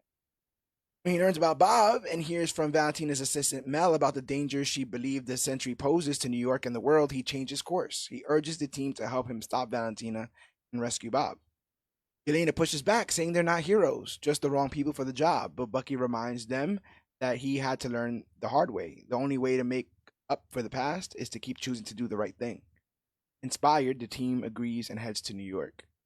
Quick little scene, but it made funny by the fact that they kept trying to tell him about Bob, and he didn't understand, and he wouldn't listen, Bob.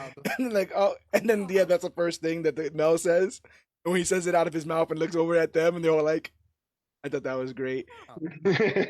But even during that whole time, though, I love the fact that Alexei, even bound, is still just fanboying over Winter Soldier. Just like, Yeah. Winter Soldier. Yeah. Look what he's done.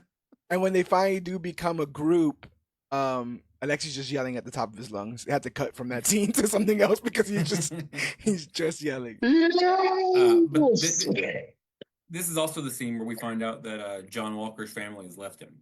Right, Like, right. It was Crazy. presumed, but we find out officially that like he's officially alone. Yeah, and we were the only ones we and them were the only ones that saw what happened when he touched Sentry. So everybody else right now believes what he said, which is that he has a happy family to come home to. And Bucky lays it right out. And I love that Bucky's would say that because Bucky knows the most about probably what happened to Walker after all of that stuff from Falcon and Winter Soldier. I like their familiarity too. I think there is more on the cutting room floor in regards to Alexei and Bucky. And maybe that gets explored in the next thing, because of course you would have like that sort of fanboy thing. It's said offhandedly with Bucky when they're talking about the Battle of New York, and Mel's like a child, and he's like, "Yeah, I was 90 or whatever the hell." Like like we forget a lot of the times that Bucky is ancient. He's freaking ancient, and that Alexei's been around for some time too, and they are, along with Yelena, like pretty powerful Russian agents. Like they all have that in common, so I think that's pretty cool that they're all on the same team. No, but there's an episode of the Marvel What If series where you get to see Bucky and the Winter Soldier, Winter Soldier and Red Guardian have a what if moment. It's pretty fun. It's worth the I watch. forgot about Right, that. a little bit of a buddy cop episode. So they crash through the under construction watchtower and fight their way through Ox. I like that the watchtower is under construction. This actually what happens with the wait, hold on. This is actually what happens with Avengers Tower, where it becomes a Sentry Watchtower. That's a comic thing. But before this even happens, as they're driving, this is when he says the whole thing of like, "What kind of super soldier serum you get?" And he's like, "I don't know, original recipe, Hydra." He's like, "Oh yes, Soviet Union or whatever the heck." Even right before, just like when he's like, "So what is your master plan, Winter Soldier?" And he's just like, "Man, I'm just gonna drive into the goddamn building." Yeah.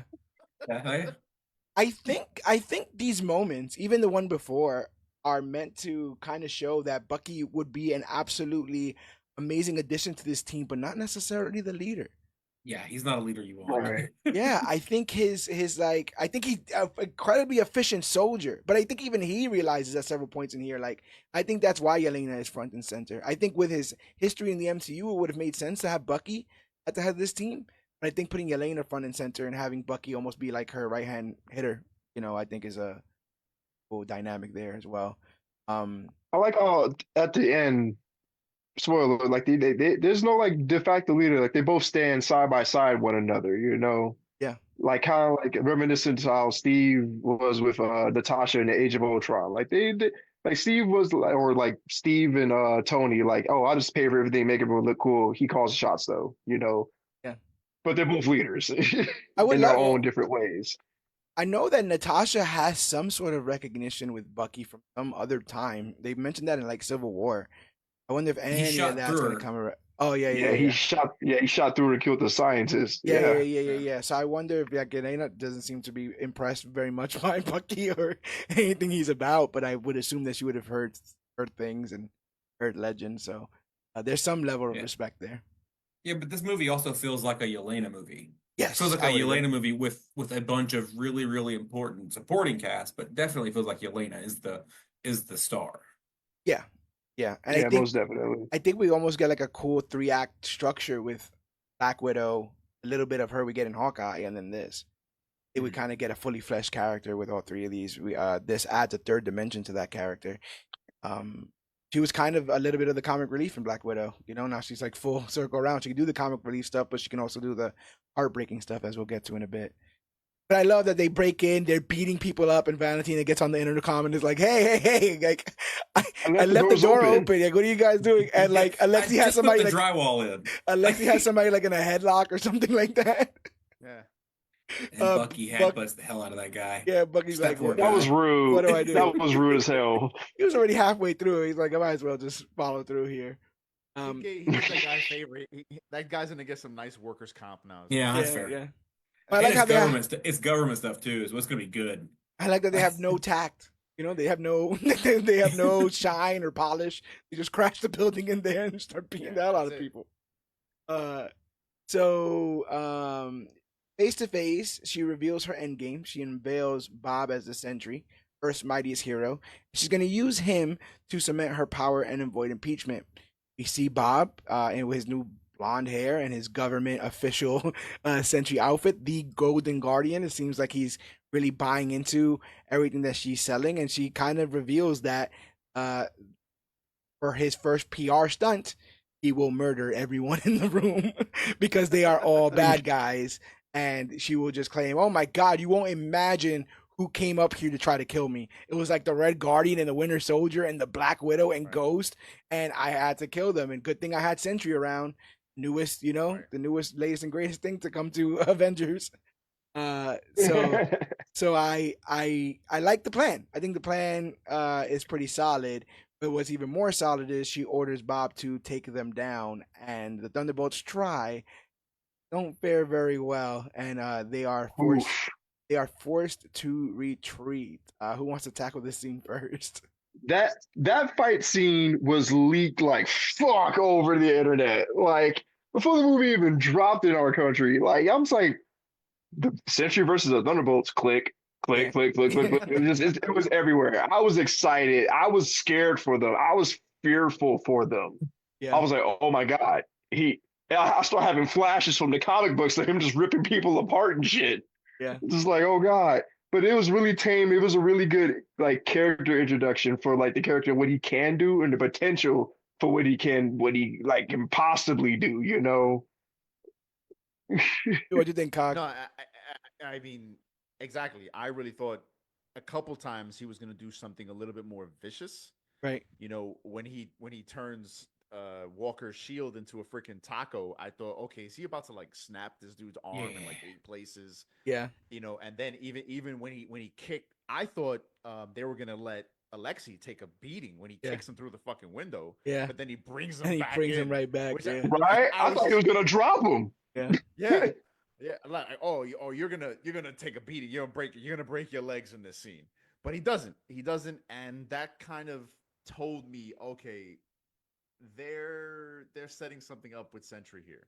Yeah, They don't want to totally villainize him, but it was still very just in your face of the whole idea that this team has no business fighting this guy at all. But I did like when Winter Soldier here, he tried to get serious for a minute. He took off his shirt. He's like, okay, all right, I'm getting serious now. I'm getting serious. And Sentry's just like, don't you know who the fuck I am? And he just takes his hand. I thought he crushed the hand. I thought the hand was just done. But then the fact that he puts it back on and it seems to be functioning again later on, I was like, holy crap! Like they had thank God for vibranium. You know Yeah. what? You know what I really appreciate. Oh, go ahead, Asa. What do you think about the scene? Oh no, it was the Bucky did his moves. He did the knife flip from Oh, From Winter Soldier, Right. and then He and whipped then out all of them. yeah, he did all of his moves. Even the one that puts the gun and shoots like from the side, yeah. did nothing. Didn't matter. I just like how it was true. It was like when me and my kids wrestle. It's like, hey, you guys ain't gonna win this. Like we can To wrestle me, all you want, but to me, we're just having fun. there's a moment in this fight as it's kind of going on and the choreography is kind of working, and I'm just like, that's this. Like I'm watching a movie, and the Sentry is just like bodying these people. Like I Right? had this moment, like I said, where like I kind of lost myself in this, and I was like, because I was, he comes down and he doesn't look shot for shot like Comic Sentry. There's a little bit differences here and there. I like that the dye job is like a corporate mandate or whatever. I like that they talk about how the corporatization of this character, and even with all that, when he starts to move and he starts to do something so effortlessly, I'm like, Sentry is here. Like we have the Sentry, holy hell. And another thing that I appreciate is in most cases, everyone would yell and argue, why did he let them leave? If his task was to murder them all, murk them all, why would he let them leave? On second watch, Right. she says, kill them, follow them, kill them. And he says no. And then she says, why? And he goes, well, if I'm a god, why would I fight people that are beneath me? They surrendered. They pose me no threat. They're no threat. They're not a Right. threat. Yeah, and all of a sudden you're like, oh wait, what's going on here? It's like the Oh robot's shit. getting sentient or whatever. But yeah, that's almost like a kind thing to say, but it's out of ego, I guess. But again, she's like, whoa, calm down. You're using the God word, and he's like, you said I was more powerful than the Avengers, and last I checked, they had a god on their team. So if that's the case, then yeah, I'm basically a god. But outside of the building, wounded, exhausted, and broken, the group stumbles out of the building. They get into argument, as they always do. Yelena ends up running away, and Alexei ends up following behind her. And this is when I became a because Yelena walks away and Alexei runs after her, and she says something along the lines of like, stay away from me or whatever, and he's like, no. She's like, well, then you're gonna be chasing me forever, and he goes, well, that's what I'm gonna do because that's what family does. I was like, damn. I was like, damn, that's a hit. And I'm like, nah, but I got this. And then I'm watching it, and she does the whole he go like, you weren't there, why weren't you there? And he goes, I didn't think you wanted me. He was like, I did. And I'm like, oh, that's another hit. I'm like, this is getting rough. And then it pulls all the way back around to him saying, when I see you, I don't see you mistakes. She like really dives deep into like, I'm not happy. Like I work and I drink and I'm not fulfilled. And, like this very vulnerable, honest testimony from somebody going through depression and not knowing who to turn to and not knowing how to say they want or need somebody. She just assumed that Alexei would show up given the circumstances. I'm almost certain if she would have asked him to, he would have. But Yeah. how often at our depths do we not have the ability to reach out and say, damn, like we're sometimes more disappointed people don't just assume than we are just reaching out and asking for that. I lost my dad about 10 years ago. So and we had a bit of a strained relationship. So this whole idea of like him not being perfect, but me still wanting him around, like I totally buy that. I totally get that from Yelena. He's like, I'm not good at this. I'm not good at this. And I thought you didn't want me around. Like, well, I kind of did. Like, I might have told you one thing or, you may have gotten a different idea from me, but that is what I wanted. All of this, I thought did a tremendous job. And then he basically reminds her, like, you wanted to be the team leader on the Thunderbolts, on the soccer team. You walked into the room, you lit up every room that you were in, and you led. You wanted to be team leader. You wanted to get everybody, on point and stuff like that because you care about people, and that's who I see. And it's a reminder that we have to keep people around us that see the good in us, because oftentimes we look in the mirror and we don't. So I used to say all the time that even Superman needs to have his cape tugged and told, hey, you're Superman. He needs to be reminded on occasion. And this film goes to great lengths to show that the way we get out of these depths of despair, the way that we escape the void, is with people that care about us. It's Mm. not because you don't get out of the void by being perfect. That you can't be perfect. You don't get out of the void by never doing anything wrong. It's impossible.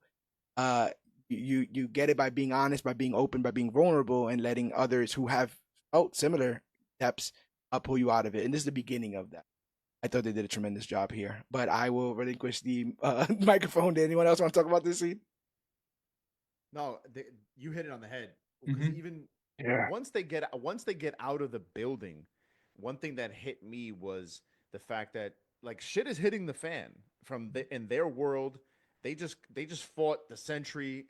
They're maligned. They're sitting there like, yo, what the hell just happened? But what I love is because it's New York, and in this MCU world, New York, they really have dealt with some stuff. Yeah, they over it. So them seeing a bunch of costume people leave a tall building, the New Yorkers are just walking around. No one gives Yeah. a shit. Yeah. And these two have a real deep moment, but no one cares. And I don't know about you guys, but I've had those moments where you're like, you just need someone to talk to. You need someone to lean on, and you could be surrounded by people. No one gives a fuck. Mm-hmm. But That's how it then feels. that Yeah. that one person pulls you and is like, yo, no, you're important. You matter. And you know, whether it's family or faux family, a good friend, that person just jogs you out of it.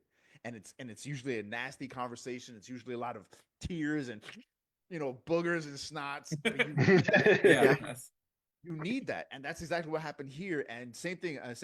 Cog. I mean, Cog. Nah, man.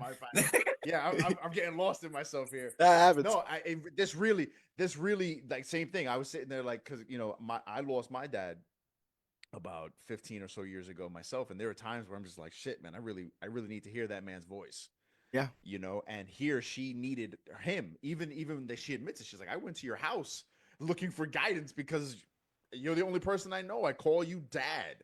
Yeah. You know, so yeah, this was fantastic scene. And yeah, like you said from the beginning, this is definitely going to be one of those, you know, 8 million views on YouTube scene. Yeah. No, yeah. There's also a cool little, you know, thing that happens where when he's first running after her, I think he calls her something in Russian of affection, and she says something along the lines of like, "I'm not that. Like, don't call me that." And then when she fully like breaks down, she calls him daddy. You know, like there's no wall of, you know, invincibility or that anymore. She completely breaks down, and that's her dad in that moment. What'd you think about that, Asa? it was beautiful. I don't going into it, I'll get emotional, so I'm not gonna go too far into it. I thought it was again, kind of like I mentioned at the beginning of all this, how this movie is very focused on mental health. Just the level of just trying to, if you can, be there for your people, and if you're going through it, reach out to your people. Like that's kind of it, you know. Oh, that's it. I'll opt out. Yeah. There you go. You good. Hey, Rob. Any last I thought the thoughts on the scene. scene? I thought the scene was very touching, showing this level of vulnerability with these characters. Because, you know, like in this, like what Cox said, like, you know, this is the MCU New York. These characters have been through some shit. They've been Yes. through the trenches. And to see this level of vulnerability is good because, you know, not everyone's like infallible. People have hangups, people have things that drag them down. And it's important to talk about these things. Like, you know, like it's important to reach out. It's important to like be transparent about what's going on in your life to get that help, to talk about it, to feel better about yourself. So you don't think about the past and how it brought you down, but look forward towards the future. Cause you know, you are worth that. You are worthy Yeah. of being happy. Yeah, that's a big reason why we have that as our slogan here at Comic Book Click. Because again, like I said with the Superman analogy, I think people need to be reminded. I think we make mistakes and we go down paths and bad things happen because they're unavoidable. And sometimes we forget that we're still worthy of patience and worthy of love and worthy of friendship, worthy of mercy. And we think that it's quick to feel like you said alone, even in the biggest city. I've been there. I lived in, you know, the biggest city, one of the biggest cities in North America, and still had to move away because it didn't matter to me how many people were around it if they weren't the right people. So you know, I totally get that, and like here I'm seeing this moment, and this meant more, again, like I said, than a million buildings being blown up or everyone having laser vision or, you know, the entire multiverse busting. I felt more about this than when Barry Allen was running through the multiverse or whatever the hell was going on in the Flash. And we saw, you know, all that kind of stuff. It was like, when done well, this stuff resonates, and this is character growth. She's going to be a better person because of this. He's going to be a better person because of this. And now, this, like, what, F tier character, if he gets got in Doomsday, I'm going to cry. If Alexi dies, if they kill my man Alexi, I'm going to cry. And now they just got stock in a character that was basically nobody before Black Widow. You know, it's amazing. So, like I said, Bob starts to click that he might be a god. So he turns on Valentina. Literally the Bane thing, like, this gives you power over me. Like, he walked up to her, like, what do you think this is? So Mel activates a failsafe, incapacitating him. Metal as hell because I believe it blew up his brain or whatever. Like, what happened there? Yeah, no, his brain definitely got fried because you saw it in his eyes. His like blood, there was the definitely blood capsules a burst in nervous. his eyes. Yeah, Yeah, and that was dark. Like, just the idea that you would do that to somebody that you're basically using as a weapon is super dark. But I don't think anyone watching this with even the semblance of comic book knowledge thought that that was the end. If anything, it just Right. signified that all this is gonna go to shit because eventually that unleashes the void. They go upstairs to, like, and again, every time they talk about, like, this body disposal, it's all like this, like, coded as like, yes, that's some custodians upstairs to go deal with the mess or whatever like that. It's always like a very casual nature, and they're like, oh yeah, by the way, there's no body upstairs. What do you mean there's no body upstairs? And they look, and the void is there. And I will say, we've spent a lot of time on this podcast in general talking about character designs. This was a very clever, very low maintenance, simple, but just what's the word? It's simple, but it's also almost obvious. Like, it's like, yeah, it's like, yeah, that's what that would be. You know, it's all that made sense. Yeah. Also, it was terrifying. Yes. Just the two spots eyes that if I saw that in the middle of the night, I would thought like, oh, this is how I die. Fuck. Cog, you're the comic OG. Does this pass the sniff test for character designs? Oh, I loved it. I mean, because this was very much like the original Void design in when Sentry first showed up. And that whole Void, he was basically his shadow self. Or I've even seen some people refer to him as Dark Link. Oh, that's funny. That's funny. That's funny. All he needs is red eyes. Which is so fitting. It's such a great classic design. It came across beautifully on screen. You know, you just got this shadow self, and that shadow is just consuming everything around it, and it's the embodiment of the Void. That's what it is. It was literally the perfect manifestation of depression. Yeah, because that's another thing. Like, I like that this isn't some kind of cackling villain. He's not yelling for world domination. He's very calm, very almost coldly, you know, just resolute. It was almost like a force of nature. Yeah, because that's what the feeling is when you're overcome with it, and you just kind of fall into these depths. All of a sudden, darkness floods New York. Citizens are trapped in twisted pocket dimensions shaped by their worst memories. The Thunderbolts do what they can to save lives, but it's not enough as more and more civilians end up trapped in this darkness. But what I do like, and this is like so low maintenance, bro. But I remember I think it was in Justice League, the film that, it wasn't great, but they have that scene where Flash is like, I don't know what to do, and Batman's like, save one person. Like, just go out there and save one person. And I felt like that this was the embodiment of that scene. You know, they were all out of their way to save if it was one person. But by saving one person on screen, you just show how much the loss of life matters in this universe. You know, you're not trying to save a busload of people. You're trying to save one little girl. And you're willing to die to save that one little girl. It changed the dynamic of this entire team. Watching them, you know, put their necks out on the line for a handful of people being affected at the time when all this first starts. And I know when you guys watch this, the gasp in the air when that little girl got oh my god, Shout out to the director for that effect, because Yes. putting the Hiroshima shadow thing for people just getting snatched into the Tsukinomi that is the void. Yeah. Crazy. Crazy. Naruto reference to the MCU. Basically, another thing. Shadow Basically, Realm, that's what yeah. happened because I'm like, he was sending them to the Shadow Realm, but I'm like, oh, it's a Tsukinomi because this is their worst nightmares. Yeah. Bet. Imagine all their gauges went to zero, like, and then they would get zipped out, sent to the Shadow Realm.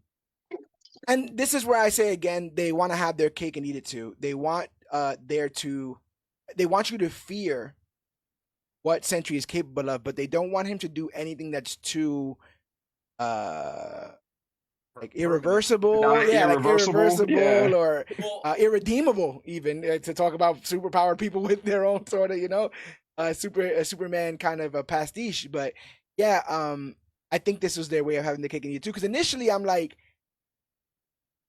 when the girl left, I said they can't be dead. I said there's no way they killed the little girl. There has to be. That's where my mind started to go. This has to be like some kind of something or other, thing that took place. But yeah, I like that everyone had their own little moment, saving people. Really got to see they just chewed each other out, just cursed each other out like 10 minutes ago, and now they've come together to save people. Nice. Believing the only way to stop the void is from within, Yelena enters the darkness and confronts her own past as a Black Widow. I thought David Harbour killed it in this too. Like watching Yelena disappear after everything she said, after everything that she believes, knowing that she may not know what's on the other side of this. That was super rough. She finds Bob hiding in the memory of his childhood home, haunted by abuse. The others join her, and together they revisit the origin of the Sentry, Bob volunteering for the experiment in Malaysia, desperate to change his life after falling into addiction. I love people were raising a lot of hay about the fact that we don't see other people's rooms in this. Right. But I think we know what would have been in them. I think we've spent enough time with these characters in the MCU. Oh my god. We can jump to the conclusion. Room. Yeah. Bucky's room would have been insane because he remembers everything that he did as the Winter Soldier. He just couldn't control it. Yeah, he wasn't frozen. Holy he has shit. 90 years of trauma. He didn't get a pause like Steve did. He didn't get a pause and then wake up. He's been dealing with decades and decades of murder and trauma. And I love that he's just like, oh yeah, I didn't have anything to worry about. I didn't have a troubling past. Yeah, at no, all. that's great. That's fine. No, in the interview that I saw that I mentioned earlier, they talked about the different people were complaining about this, and they said they did have something an idea to film for Bucky, but it wasn't like a Winter Soldier thing. It was like he had a bad experience as a Boy Scout. And I'm like, oh, I was like, that's dark. Yeah. Like, that's way darker than anything. Like, and then, oh wow. Watch out, Barnes! You'll break your arm. That's how you lose an arm. And then it said that Ghosts was essentially her like just suffering inside an orphanage as a child as her powers are activating. Yeah. And I was like, okay, like I wouldn't see those coming, but like I'm glad they don't go that dark because that would really toe the line for me. Like especially I like already embracing a lot of darkness. I also like that they had like an actual factual like discussion. Like, did we go in there? I don't know. Did she go in there because of something? Maybe. Like they're all sitting there trying to debate the merits of going in this, and if they all die, then for what? Why did they all just run in there? But the blind faith in Yelena. At this point, they spent the whole day together. Everybody's been hanging together, and I think people believe in her and her connection to Bob, and that's the reason why they go in. But it takes a lot of bravery to go in without knowing what's on the other side of that. So this team already has a level of trust that most won't. So then we see the void. It's just a shadow Bob. He's just there, and they get into a fight, and Bob fights back, and then he starts to almost get enveloped by the void. We start to see the void take over. We start to realize that punching the void is not something that's going to work. That's how you get swallowed up by it. And instantly, Yelena seemingly knows what to do, and she starts to run towards him. And I'm like, she better not. I'm already getting, because the void and Bob are talking, and some dark things are being said about and him not being worth anything, and that the void's never gonna go away. I'm always stuck with you, and why don't you just give up and all this other kind of stuff. And then Yelena runs up and hugs him, stops him from punching him, and I'm a mess. I'm done. I'm completely gone. I'm like, this is it that they all run up and there's a group hug going on, and they pull Bob from the depths of the void. Yeah, talking no jutsu. Yeah, man. In a way that it didn't work for me in other situations where the villain was talked down. I think this worked for me because I even saw somebody like, wow, I can't believe that they created this ending for it. What a realistic way to beat depression. And I'm like, it is, because it's not over. Mhm. This is an interesting Yeah. way to beat depression, because you'll never win the war. These are all battles. Depression is a series of very small battles, and being very smart about how you tackle them. So I did like how this went here. I think that this was more powerful than any other CGI third act, kaiju fight or anything like that. They remind him that he's not alone, and their support gives Bob the strength to overcome the void. Light returns, the civilians are free, unharmed. With the threat neutralized, the Thunderbolts move to arrest Valentina, but in the time they took to regroup, she holds a press conference. You know how she's like, this is the 5D chess shit, right? Because she was initially holding the press conference to be like, Sentry killed all the Thunderbolts. Mm-hmm. And now on a whim, she's going to flip this whole thing around. And he spins the narrative and claims that she secretly assembled this team that she tries to kill. And that their defeat of the Void was their first official mission. And she rebrands them the new Avengers, without ever mentioning that the Void is that guy that's standing next to them that we illegally operated on and experimented on, and is a ticking time bomb, or ticking time Bob. Right. And I love the fact that Yelena walks up to her and whispers in her ear, like, we own you.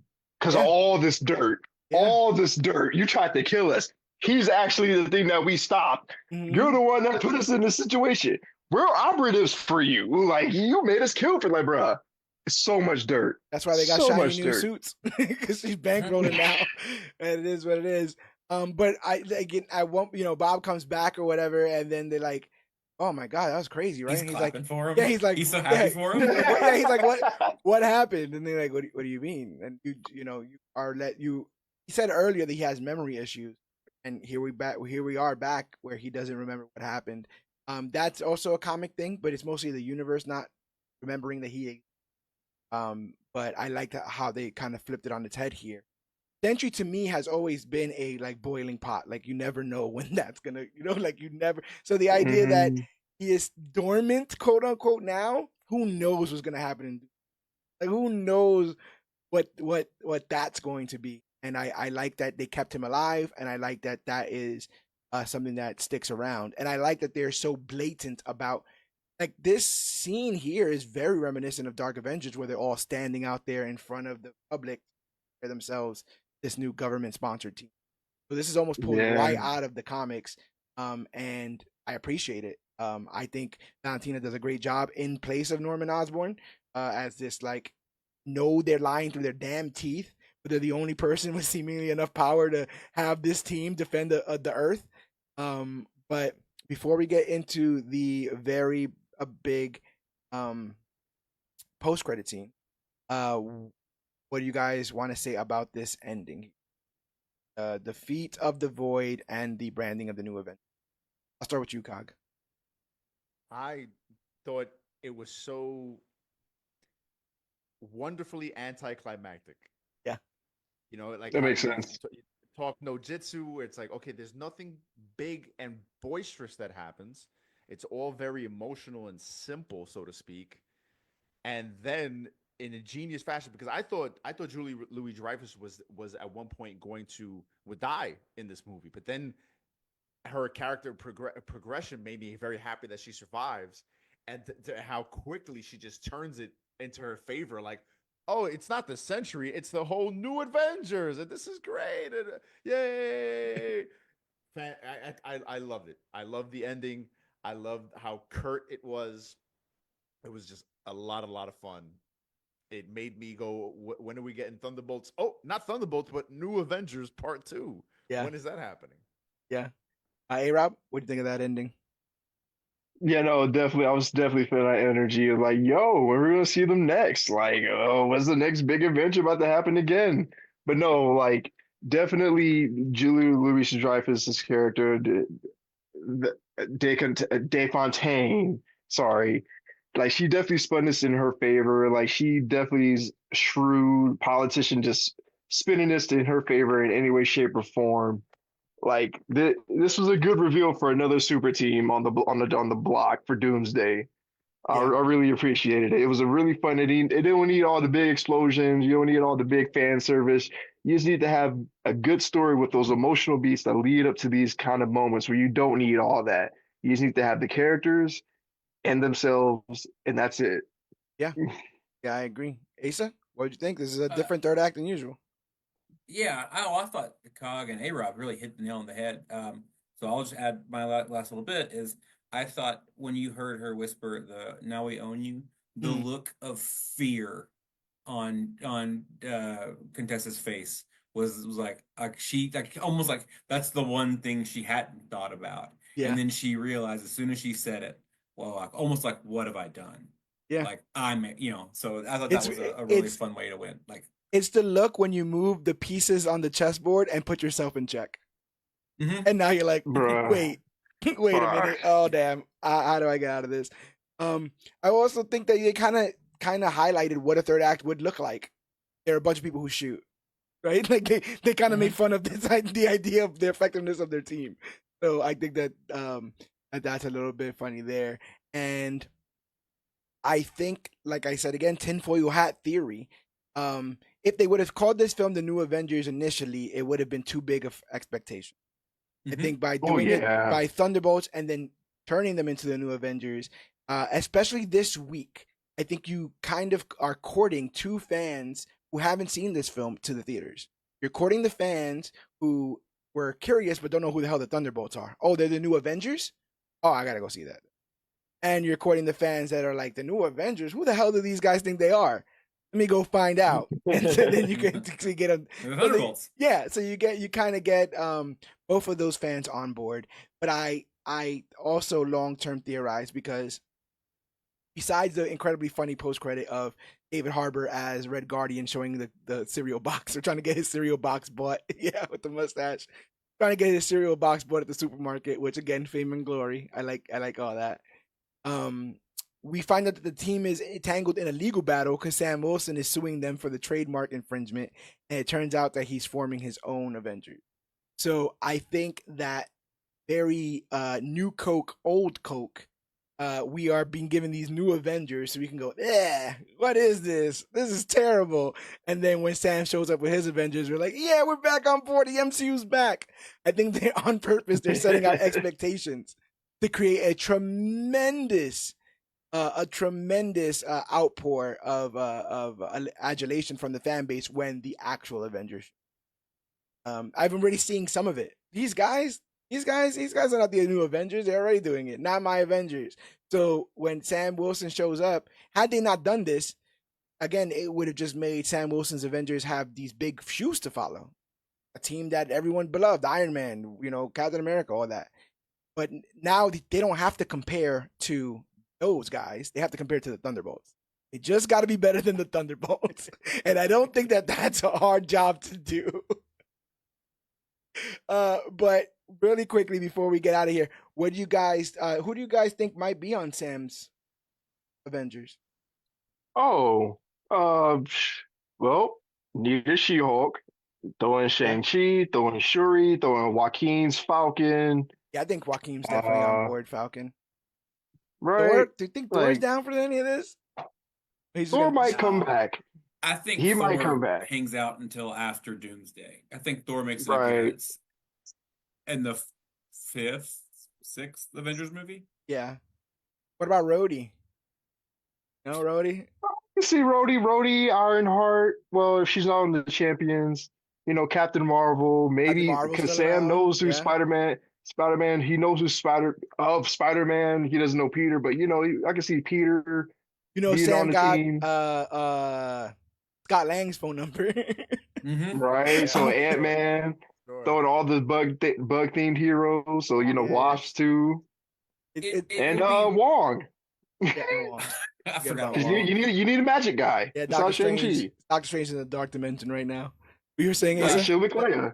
I think it'll be fun if we get some like bastard Variations. variation of like Avengers versus X-Men, but we get like new Avengers versus old Avengers. Yeah, So I can see like that. to for Doomsday, just for them to like go up against a Doctor Doom level threat, because based off what I'm seeing, I don't think either team's ready for that.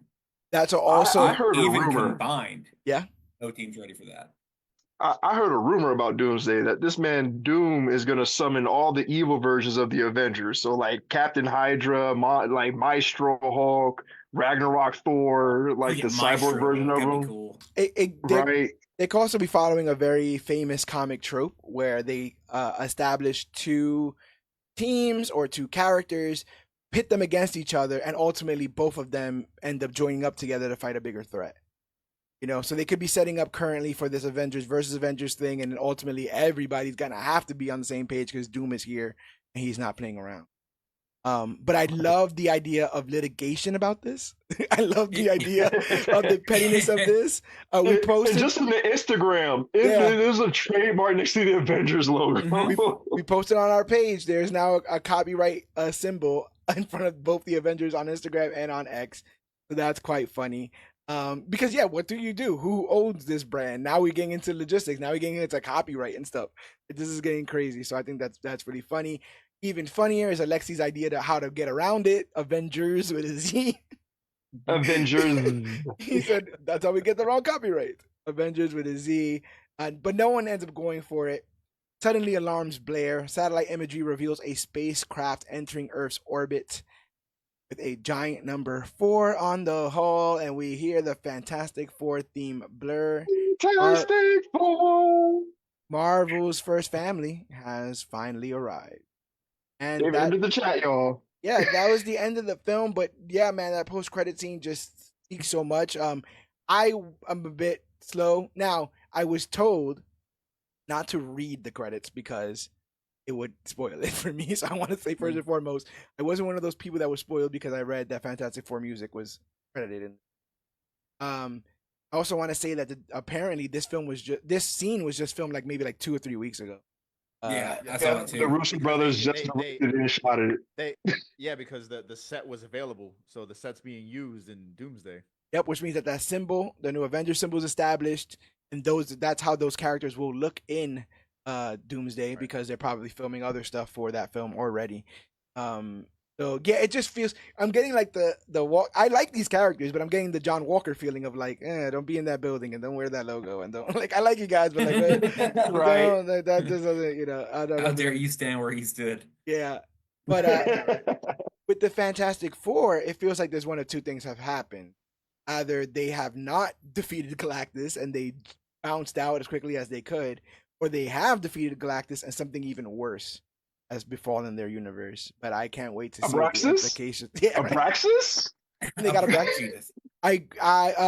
But yeah, any last Annihilus. We're all dead. Annihilus. They did say is coming. They did say there was some space stuff going on that they're not privy to. There's something going up there in space that they're not being allowed to know about. So one thing I thought is it would be interesting is if this intro is not what's bringing them to the MCU. Mm-hmm. It's how they get their powers, like breaking through the plane and going back, and then we don't get them back until Avengers 6, truly back. I don't know, a real as a main character back. That's my prediction. That being said, I also predicted Red Hulk will be in this movie, so clearly I flubbed that up. So I was looking for Zemo. He didn't show up. I was looking though. I was hoping for a lot of characters in this movie. But me and A-Rob covered. I was gonna say real quick. Me and A-Rob covered Thunderbolts, and Mel was in it. Mel, Songbird. He's Songbird. Oh right. Yeah. So well, there's still talks that Mel could still turn into Songbird. To me, it's not quite the same character, but whatever. Right. I was hoping that Oxcorp was really Oscorp. Yeah. And we would get Norman Osborn somehow in this movie. That would be amazing. And have him. I mean, that You know, that connects so many other things. You know what I mean? you know what's my like headcanon about that? I think of the Alexi line. Did they just change a couple letters so that it wasn't the same thing? Because guess what? If it was Oscorp, then the head of Oscorp was probably Norman Osborn, right? And Norman Osborn did lead the Dark Avengers. So it's like they took that story, put find and replace for Oscorp, and put Oxcorp, and find and replace for Norman Osborn, and put Valentina Allegra de Fontaine. But either way, I thought that this had a ton of implications. I like the movie as it is, and then they, with the bigotry of low expectations, then blew me out of the water with the post credit as to what they overall Right. mean. A post credit scene that actually is gonna lead somewhere, y'all. Yeah, and I gotta check, but I think the rumor is this is the longest post credit in MCU history. It is. At like 2.5 That would minutes, make 3 sense. minutes, or something like Yes. Mhm. that. Yep. Yeah. So before we get out of here, any last words on Thunderbolts, Asterisk / New Avengers? Go see this fucking movie. Go see it. Go see Hug it. your friends. I'm definitely going to see it again. Yeah, man. Right, This, saying I'm definitely gonna see it again. I call this this film chicken soup for the soul. Like this just makes you feel good, deep down inside. And I think starting with people so flawed, and having them rise up. I think a lot of us are feeling that way currently at the moment. I mean, I think everyone's getting screwed money wise currently at the moment. I think all of us are a bit struggling. And maybe we're not where we want to be or where we think we should be. But I think that if we keep people around us who remind us how valuable that we are and that we are worthy, that's the way we truly get out of the. But we know we got to stay out of the void because this ain't the only blockbuster film we'll be covering this year. Part of the Major Issues podcast. Superman is around the corner. Fantastic Four, as previously stated, is around the corner. So you're going to want to make sure that you're paying attention to all things comic book click. So thank you for listening to this episode of the Major Issues podcast. But this is episode 381, which means there's 380 other episodes of the Major Issues podcast floating around, and you can find them all at comicbookclick.com. Not only is that the one-stop shop for everything comic book click, but we have new Thunderbolts merch you can go ahead and check out. If you hit that Shop CBC link, it'll take you to our TeePublic store. Those shirts are designed exclusively by me, and we get a cutback of every single thing purchased. You can get my original designs on shirts, hoodies, phone cases, hats, and more. We have a West Chesapeake Valley Thunderbolt shirt, and we have a Red Guardian limo service protecting you from a boring evening shirt. So consider getting those and helping us out. But I also write articles for the website, so do many of us.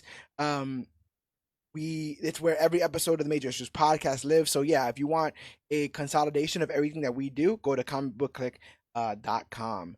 We're also all over social media, facebook.com/comicbookclick, Instagram at comicbookclick, and use that hashtag comicbookclick. Talk about the newest, hottest, latest, and greatest things to come to comic books and comic book media. We just hit 45,000 people. Going strong. We're still marching forward. This is the hub of heroes. So we're just hoping that everybody finds us. But if you think you know somebody who needs to find us, who's reaching out, who's stuck in the void, our hands are outstretched. Just reach out for Comic Book Click, and we will be there. If you want to help us out monetarily, like I said, consider purchasing something over at our TeePublic store. Or you guys can give us money on Patreon. Patreon.com/CBC Clubhouse, where for as little as 10 cents a day, $3 a month, you can help us afford the hardware and the software we need to provide you guys content free of charge. And speaking of that content, there's never been more of it. Stay tuned for the return of You Should Be Reading, but we currently have a new video series called 5 Fast Facts. We are currently putting more articles up more than ever, more videos up more than ever, doing more editorial on Facebook up more than ever. The conversations are happening, and you're going to want to be a part of it. So get on the bandwagon before the bandwagon gets full, because I've been to the future where we do become the latest and greatest thing to come to comic books, comic media, but I can't tell you how we do it. Something The Rock. I'm not even going to let him sully this review today. You need to take a nap, Dwayne. That's all I got to say. Smashing machine. Get out of here. Anyway, we share, just like we're a bunch of ragtag group of misfits just trying to do good. We share Comic Book Click with the guys over at Dirt Sheet Radio, the industry leaders in all things professional wrestling and pop culture. John Escudero over there runs a tight ship of passionate fans who do the best to cover all the professional wrestling that they can. So go and check out Comic Book Click. And when you're done on our side, go over to the Dirt Sheet Radio side and check out what those guys are doing, because they do everything as a labor of love and provide post shows for almost every professional wrestling company that's out there. So give those guys a follow, because those guys are great. Join us next week. We're going to start our Dark Avengers read through. I'm super so psyched, because this kind of like leads right in, like literally right in to all that kind of stuff. Victoria Hand's in it. And she's doing her whole like, she's a little bit Allegra De Fontaine from the MCU with the streak in her hair and stuff like that. So it's been really fun to read that book, but we'll be covering what could possibly be next for this team by following what happens in the comics with Dark Avengers. So consider doing that. Hey, Rob, where can the people find you? You guys can find me anywhere. A-Rod the Marvel Guy. You find me over at Twitch, Instagram, Facebook. I post and all types of Marvel content. They're on Twitch playing Marvel Snap, Marvel Rivals on the road to rank, y'all. It's rough. It's rough, man. But you can check me out, A-Rod the Marvel Guy or Mega Avenger 26, y'all. There you go. And Ace, I believe we're doing a dual broadcast for the first time ever. Where can the people find you? Well, right now you can on CBC on Twitch at CBC All Star Asa. I'm kind of doing that a little bit. I'm having some technical issues here and there, but I'll have it fixed by the next time we do it. And then you can find me on Threads at Asa H Griffith. See my political discourse, my football discourse, my nerd discourse. Just see me. Just follow me. It's fun. And do you want to be found, Cog? Do you want the people to find you out there in the world? Yeah. Oh, besides the fact of you doing a wonderful weekly show here where you show the people each and every week what hauls you guys do. And if you want to see more of the Cog, we just dropped our May episode of Major Previews, where we looked through the solicitations and picked the books that we think are going to be heavy hitters. But if they don't get enough of you there, where else can they find you? Well, you can find me on Facebook. I believe I'm listed as Alexandario Gravitas, but mostly look for me on our CBC pages. I love talking about my weekly hauls. I want people to let's keep that conversation going about what we need to pick up every week. And of course, the conversation that you and I get to have every month, talking about what we need to be picking up for the following month. So yeah, man. Always look for those guys. Yeah, it's been a blast. Like I said, we're putting out more content more than ever. I'm spending more time to raise this brand more than ever. We're going to be more successful than the new Avengers, hopefully, fingers crossed, but it's one step at a time. Get on the bandwagon before the bandwagon gets full, but there's always room for you guys. So make sure that you follow us wherever we're going. But my name is George Serrano, a.k.a. The Don. And I'm Alex Garcia, a.k.a. The Cog. And I'm A-Rod the Marvel God.